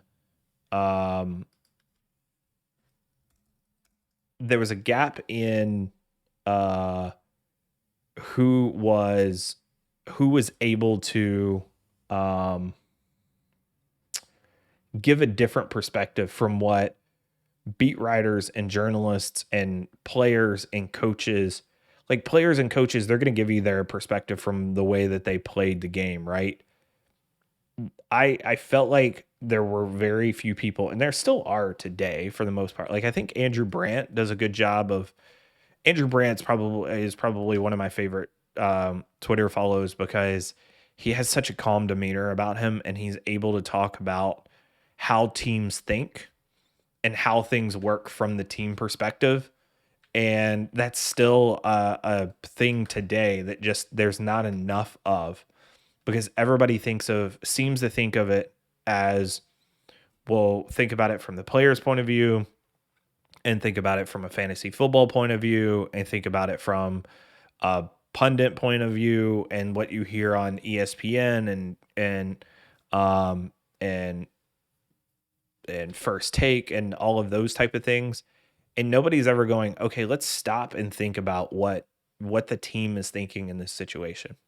And it's like the Deshaun Watson conversation that we had earlier. Like, all right, John McClain, highly respected reporter, knows everything that there is to know about the Texans. One of the most honest beat writers and reporters out there that you can have. He comes out and says Houston's in conversation and could potentially get a deal done for Watson. Well, it's fantastic. But when you take a step back and look at it from the way the Dolphins probably see this and how the rest of the NFL see that situation, then that's probably not it's probably not the case. It's highly unlikely that Deshaun Watson is traded this week. It makes no sense for the Dolphins to trade for him at this particular point in time. If they had traded for him at the beginning of the year, sure, maybe. But why trade for a guy that is facing all of these allegations that you don't even know when he's going to play? You don't know if he's going to be able to play this year. You don't even know if he's going to be able to play next year. Because what if some pretty horrific stuff is brought up in his jury trial, in his court cases that he's got? I shouldn't say jury trial, but in his court cases that are all pending, for these 20 different allegations, because there's probably going to be some pretty bad stuff. If there's 20 plus people saying the same thing, something bad probably happened in at least some of those. They can't all be made up, most likely. There's going to be some bad stuff that's going to come out, and you're going to make that guy the face of your franchise. And if the bad stuff does come out, the NFL has every right to suspend him for a season or more. And right now he's not clocking any time towards that suspension because he's happy sitting on the bench or being inactive every week, and Houston's happy sitting him there and paying him every week. And the NFL doesn't have to put him on the commissioner's exempt list. Everybody else is going, oh my God, there's this trade going, right? And there's me and Andrew Brandt saying, yo, no, what? We've been saying this since the offseason. It makes no sense. It makes no sense for any team to trade for him. So everybody else is getting all worked up about it, and there just aren't enough voices out there. And so for me, those are the biggest things that I learned. It wasn't just the X's and O's and talking to coaches and being able to sit with coaches and learn stuff and watch film with them and sneak into the film room at night and hang out with some of the interns who taught me some stuff as well. Like, that was all good, and I learned a lot about football, but it was being in the organization and the experience around it and learning how teams think, how they manage crises, being around the PR guys, and understanding like how they will manage good and bad PR, all of those different things, right? Like, that was easily, in multitudes, a huge leap of my football knowledge. Easily. And again, I think it changed my perspective on a lot of things, because without that, I don't know that I would have the same perspective on the game and be able to kind of translate some of the things that teams are doing, and to be able to call BS on a lot of the things that are happening. Because like I said, what I've said this on Twitter before, and Mike Florio hates me for it. We used to sit in the team office and scroll through Pro Football Talk and read some of the stories that had come out about us, and we would sit there and laugh at them because we're like, we have no idea where this came from. We have who in God's green earth would give them this report, or who would say this, because it's the furthest from the truth.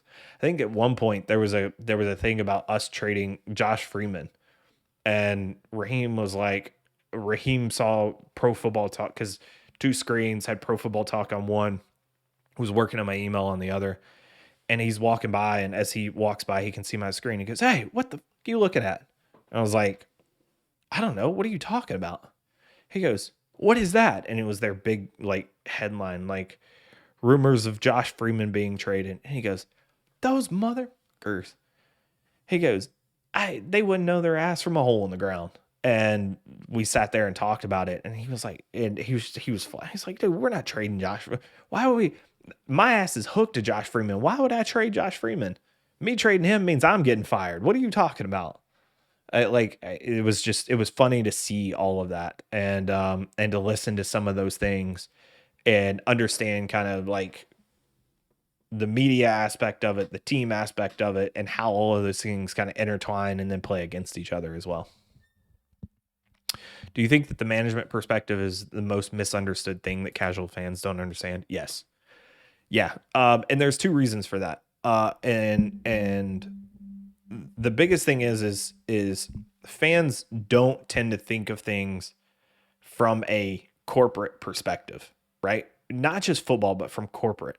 Um, they tend to see things from their own perspective, from what and media has a major influence on this, right? Like what media says typically goes for most fans.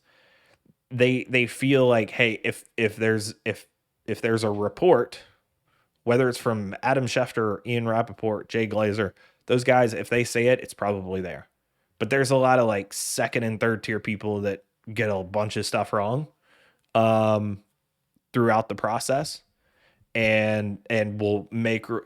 Listen, there's a lot of dudes on Twitter that will say breaking news report. I got good I'm reporting that this is happening, and they're full of shit. Just flat out full of shit. They're just making stuff up, or they heard from their buddy.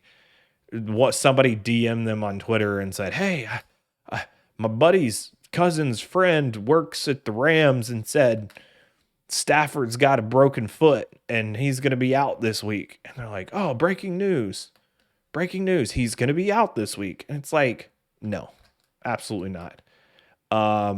There's one person in particular, I'm not going to call him out, that they have made themselves out to be this person with all the behind the scenes information, and they act like they're never wrong. And there's a couple of things that they do that I've noticed that they do. They're very smart, and that they call out some very obvious stuff that happens. They call out some obvious stuff that happens that most fans would never think about happening. Like, it's an obvious, like, to me, I'm like, well, you're saying this, you're reporting this as it's news, but it's not that it's news. It's just, this is the obvious thing that's going to happen. It's just nobody's announced it yet because it hasn't happened yet. But like in a day or two, Adam Schefter is going to tweet, like, it's like somebody gets hurt, and this person's like, "Oh, gonna be the starter for Sunday's game. Breaking news, gonna be the starter for Sunday's game." I'm like, no shit, Sherlock. This is the second dude on the roster. Like, what are you talking about? But to a national audience that doesn't follow a specific team, it's kind of big news, right? Like, they're like, "Oh, this person's starting." And it may be like and a lot of times it happens to do with skill positions for this particular person, because that's the fantasy crowd. Oh, Dearness Johnson starting on, going to be starting for the Browns. Yeah. Kareem Hunt and Nick Chubb were out. Like, we knew that. Like, it's Dearness Johnson or Demetric Felton, and Felton's been on the shit list for the last month. So, of course, it's Dearness Johnson. Like, they do that. And then there are other things where they're like, "I'm not reporting it, but rumors are yada, yada, yada." And they'll go back and they'll delete the tweets that they are wrong about, and they'll leave the ones that they're right about. So they say a whole bunch of things, and then they just get rid of the ones that they're wrong about. And then they'll call them out later, and then they'll promote them like, "Oh, and by the way, never call them out on anything, because how dare you ever doubt anything that they say." But, and I'm not one of the type to go back and screenshot a whole bunch of stuff by people. It's not worth my time. But yeah, there's a lot of people like that. So yeah, I think the management perspective is, and the second part about that is people think in terms of individuals for the most part. Like, a lot of people think of, okay, how would this affect me? Or how would this affect somebody next to me or the person next to me? When corporations, teams, politicians, when they think of decisions and things that they make and things that they say, they think in terms of masses.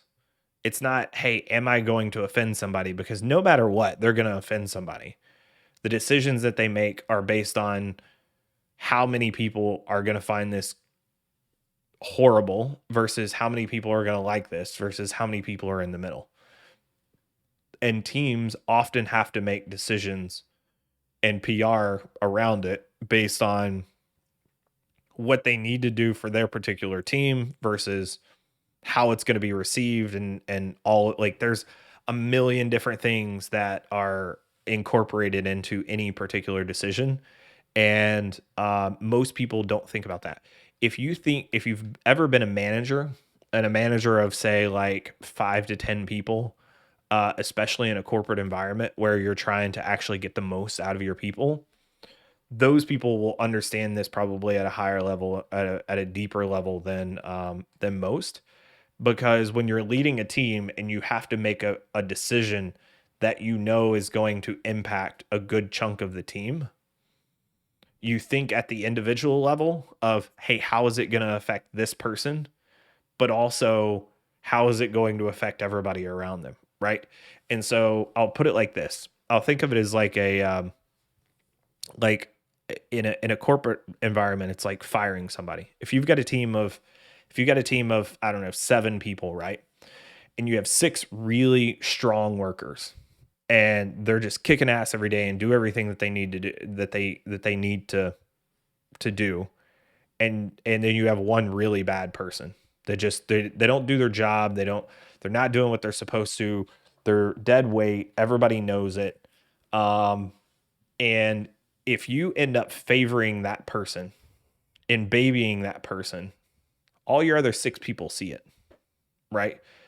Everybody knows that you're babying that person. And it may be because you think that they can get up to the level of the other 6, but they're going to see it. And they're going to think of it as, well, maybe I don't have to be this good.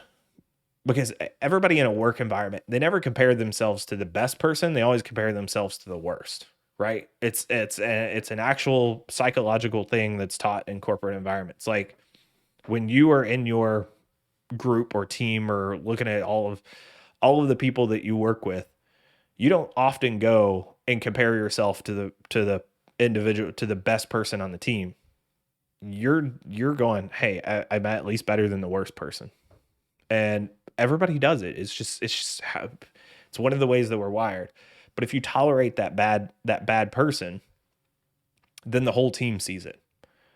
But if you fire the person and you do it in the wrong way, then you look like an a-hole. But if you do it in the right way and the team understands the reasons for which you do it, now all of a sudden they're saying, okay, I don't have to pick up this person's slack anymore. The team's going to be better off when we hire somebody better. I understand, like, managing not just the situation, the decision, but also the PR around it and how your team perceives that. Every team has to go through that with every single thing that they do. Now, if it's a practice squad guy, like, it's not a big deal. Like KZ getting a DWI in Dallas, they've got to manage that because it's starter, and they've got to, and like the Cowboys had a big thing about Randy Gregory, had some serious allegations and of assault and stuff that he did to a girlfriend that were not pretty, and they said, hey, we're gonna sign this guy because he's good and he's gonna help us win football games, and we're gonna deal with the backlash of it. And they said, hey, we know what he did was wrong. We know we're going to get flack for it. We're going to manage the PR, but eventually we think that this guy can turn it around. And by all accounts, he's been a much better human being and citizen. Again, we don't know what happens behind closed doors, but since that thing, he's apparently kind of turned it around, and he's also been a huge player for them this season whenever he's healthy. So again, it's not, no decision is ever made in a vacuum. It's never yes or no. It's a, what are all these million things that go into it? And I don't think fans don't have the time nor the inclination to want to think of it that deeply. It's, does this help my team or not? Is this good or is this bad? And they typically have instant reactions that are influenced heavily by the media. So, like, it's just, that's why, like, to me, like, I was NFL philosophy, is because I wanted to think about things. I wanted to provide a Twitter account and a communication platform of, let's actually think about some of these things, not just react to them, right? Like, let's be more intelligent about the conversations that we're having and think these things through. And it doesn't have to all be horrible, or it doesn't have to all be, the best thing ever. It's shades of gray all the way in, and nothing is ever, nothing is ever binary. It's a spectrum, and you typically fall somewhere on that spectrum in any decision that you make of being good, bad, or indifferent. So, yeah. Sorry, that was probably a very long answer to a fairly complicated question. Let's see. The management perspective most understood. Even worse with in Europe with soccer. That's interesting. I like soccer. I just don't follow it enough. It's hard for me to have more than one sport outside. Like, used to love baseball, but I can't have a sport outside of football, basically. With the amount of debate style sports shows, know that I think of it. I'm surprised there are shows that talk about the management side of things. It's not fiery enough, right? Like, a lot of TV shows prey on people's emotions or manage, or people tune in because they feel a certain way about it, right? Like, they're like, you don't tune in because you're like, oh, okay, yeah, I'll tune in. You tune in because there's a reason and a feeling about it, and it's why news, we're so saturated with like the worst or the best of everything, right? Because you don't tune into the news to just hear like kind of the random stuff going on. You tune in because you want to hear, hey, was that Brian Laundrie's body that they found? What happened in the Gabby Petito? Like, you tune in because of the best or the worst of what they put on there. And that's how they get clicks. That's how they get views. That's how they get paid because of the way advertising works. So they're not on there to play the middle and be smart. They're on there to get people to tune in. And the best way to get people to tune in is to be Skip Bayless and Stephen A. Smith. Get people arguing. Because every time that Skip Bayless says LeBron is a chump and doesn't even deserve to be, considered in the best players in the NBA, people get worked up, and then they tweet at ESPN, and ESPN has this and ESPN has a great business model, by the way. They have people that will create stories for them, and then they can air it on different platforms and get visibility everywhere. Right? So Skip Bayless says, Steph Curry's losing it, right? Steph Curry doesn't have the same touch anymore. Well, now they've got it on whatever Skip show. And I don't even know if Skip's on ESPN. This is how much I actually don't watch like actual TV and sports on TV. Like, I watch sports on TV. I don't watch the shows around them. All of my sports content is basically consumed through Twitter. So like, Skip says it on whatever show on ESPN or whatever, whoever it is. Skip's on Fox Sports 1. Okay, whoever's on ESPN. Stephen A says Steph Curry's losing his touch. He doesn't have it anymore. Okay, well, Steph Curry says that on his show, and then they go talk about it on First Take, and then they go talk about it on Pardon My Take, or no, not Pardon My Take. What's the one with Wilbon? Like they then play it on 3 or 4 different shows. Then they talk about it on Sports Center. Stephen A says that he doesn't have it. Now they get everybody else's take on it. Then they post it on Twitter and Instagram and all the other platforms. PTI, there you go. Pardon the interruption. They put it on all of those. Hey, Austin, welcome in. Good to see you back, man. And now all of a sudden they have one comment on one show that's now on 7 different shows. And they have content for everything else. Like, they have content on all of these shows to talk about, and it's all ESPN content. And now you're tuning in not to just one show, but there's a bunch. And yeah, they can put it on their platforms. They get clicks and views, and now other stations are talking about it. And now Stephen A is getting more attention for it, and all of this. And so it's just it's a snowball effect and a kind of a self-fulfilling prophecy. So yeah, interesting. Austin, the Ravens at this point, I'm on the Ravens bandwagon. It's no longer anything that they do surprises me. I will say that the ass whipping that they handed to the Chargers last week, I was not it didn't surprise me that they won. It surprised me how handily they won. That offensive line was a bully last week. Um, so yeah, I think that was very interesting to watch. 2 weeks ago against Indy, they had the offensive line was really great at pass blocking. Last week they were really great at run blocking. So I'm excited to see what they pull out this week. It's gonna be they're gonna be a hard out for anybody. They can just flip from week to week and just be a hard bet for anybody. Um, Cincinnati, there's a lot of people that are picking Cincinnati to be. So I think that the what we said tonight, Austin, I don't know if you're here or not, but Baltimore favored 6.5 feels like a lot. But at the same time, if they figure out how to just maul and punish this Cincinnati offensive line, they absolutely can.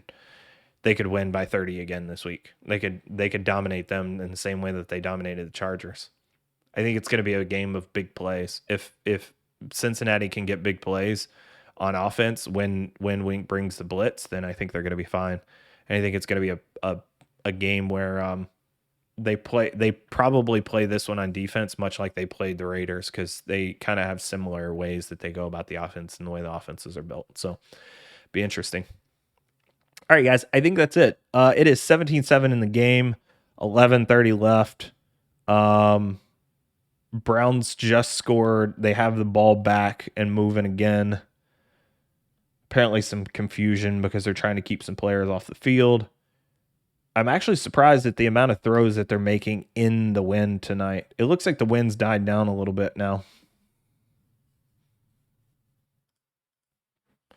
Yeah, Austin. So, Bengals offensive line. So the Bengals offensive line, they've been better. They're not catastrophically bad, but they also haven't really been tested by a bunch of good teams right now or over the last few weeks. So I think that that's going to be an interesting game to see how they prepare, and can Mr. Zach Taylor actually figure out how to call a game and manage a game. So yeah, it's the wind is still blowing right now. Always a beast. Always probably my favorite player to watch on that team.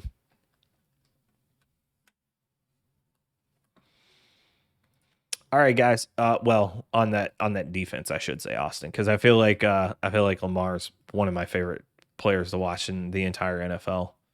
And he's played so well in the passing game. A little bit of a hiccup last week, but still didn't play poorly. So, and no matter what teams do to him, they can't seem to guard him this year in both phases of his game. Whether if they try to stop the run, he's going to throw all over them. If they try to stop the pass, he's going to run all over them. And it makes it really hard to defend. Plus, the offensive line's playing pretty well, even without Stanley. Good to see Bateman get in. But basically, if Marquise Brown catches footballs, the Ravens are able to beat anybody because he gets open deep so much. Still a little inconsistent, but that's probably just because the expectations are so high. I mean, I don't think the expectations are what makes Lamar tick during a game. I think his inconsistency is him still learning to be a passer. He was always a great thrower. Him learning to be a passer in the NFL is still a work in progress. Smaller mistakes or miscues get magnified. I mean, yeah, I think they get magnified by just by the media, not as much by him. I think the team is understand. I think the Ravens and the coaching staff um, know exactly what they've got in Lamar and are coaching him to be there. Bateman dropped a pass for an interception. Oh yeah, love a player body catching a slant. I, that was the thing. Everybody's like, "Oh, Bateman's gonna jump in and he's gonna be amazing." And I'm like, first of all, I'm pretty good at wide receiver. In the first place, like they're not bad. Once Hollywood Brown found his legs, I think it changed the entire dynamic. And what Lamar and Andrews have right now is just so much fun to watch. They are in lockstep on every single play. Lamar is in like when they're on time together, it's just it's like a symphony, man. Like they are just spot on. And then when they have to go off the play and off structure, they seem to be on the same page with everything. It's kind of like a good jazz band. Like when you play on time, it's great. But then whenever you start going off key and people start freelancing, but you're in the same step, that's Lamar and Andrews right now. They know exactly what the other one's doing and looking for, and then Andrews is just so consistent. It's ridiculous. They're in such a good spot right now. I feel like if they stay healthy, they should be fantastic. I like the Baltimore wide receiver coaches, Gabe. Yeah, get T. Martin and Williams. That helped Hill and Adams. Yeah, Ravens all of a sudden have a real wide receiver core after running out Willie Snead. Yeah, dude, it's weird. Like it's nobody expected it to be this good, especially this early. Like maybe it develops into that, but it's awesome to see. Uh-oh, flag on the play. Either bad alignment or somebody was off sides. All right, guys. Awesome. Welcome in. Glad to see you back. Gabe, thanks so much as always. Crossover, if you're still around, appreciate you, man. Appreciate the conversation and the questions. The questions are good. I gotta get better at like concise answers. Apparently I just like talking around myself. So appreciate it. It's been a blast, everybody. Thank you guys for hanging in. Enjoy the rest of the game tonight. I'm gonna drop you guys over to my dude Dev. So Dev actually has the game on right now and is streaming. You can watch along with him. He's been on Twitter for a while. Super smart dude. He has a weekly show whenever it comes to sports that he does with a couple other guys as well. Knows what he's talking about. Haven't been able to watch him tonight, obviously, but super excited that he's able to watch the game and that you guys can go over there and watch the game with him. So thank you guys so much for tuning in. Again, we do this every Tuesday, Thursday night, 7 p.m. till whenever we end up being done. We do the recap show on Tuesdays of the week before, preview show on Thursday nights, do a little bit of sidecasting of the game, depending on how good the game is. And then we have our pregame show. Starts at 10 a.m. Eastern time every Sunday. That's always the big one because that's where we get into the matchups. That's where we tend to have more people. We hit the front page a couple of times. Actually, we hit the front page a week or 2 weeks ago, and then last week we were supposed to be on the front page and then didn't, and then it ended up not happening or something. So they had something else planned for the front page of Twitch, and they canceled all of them. So hopefully we'll get that again this week. We'll see. But appreciate all of you guys tuning in. Hope tonight was go for you. Any questions, always hit me up on Twitter. Thank you guys for tuning in. If you're here, you're new, drop a follow, hit the little bell for the notification to see when we go live. Like I said, we do this 3 times a week and it's a blast every single time. So thank you guys. Thank you. Really looking forward to it. 10 a.m. on Sunday is the hardest show for me to get to, but I like the other ones.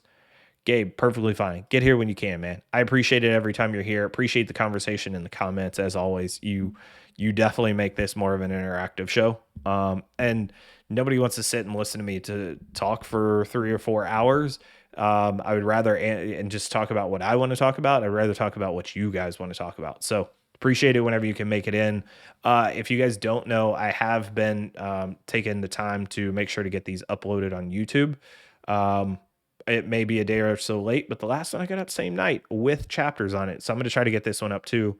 I got to figure out a better way to get them edited or something, but going to drop these on YouTube. If for some reason you miss a show, same thing on YouTube, NFLosophy. You can go find me there, and all of the shows should be there as well. They may not all have chapters, but you can listen in whenever you want. So thank you guys. Crossover. Have a good night. Appreciate you. Thanks everyone. I will see you Sunday.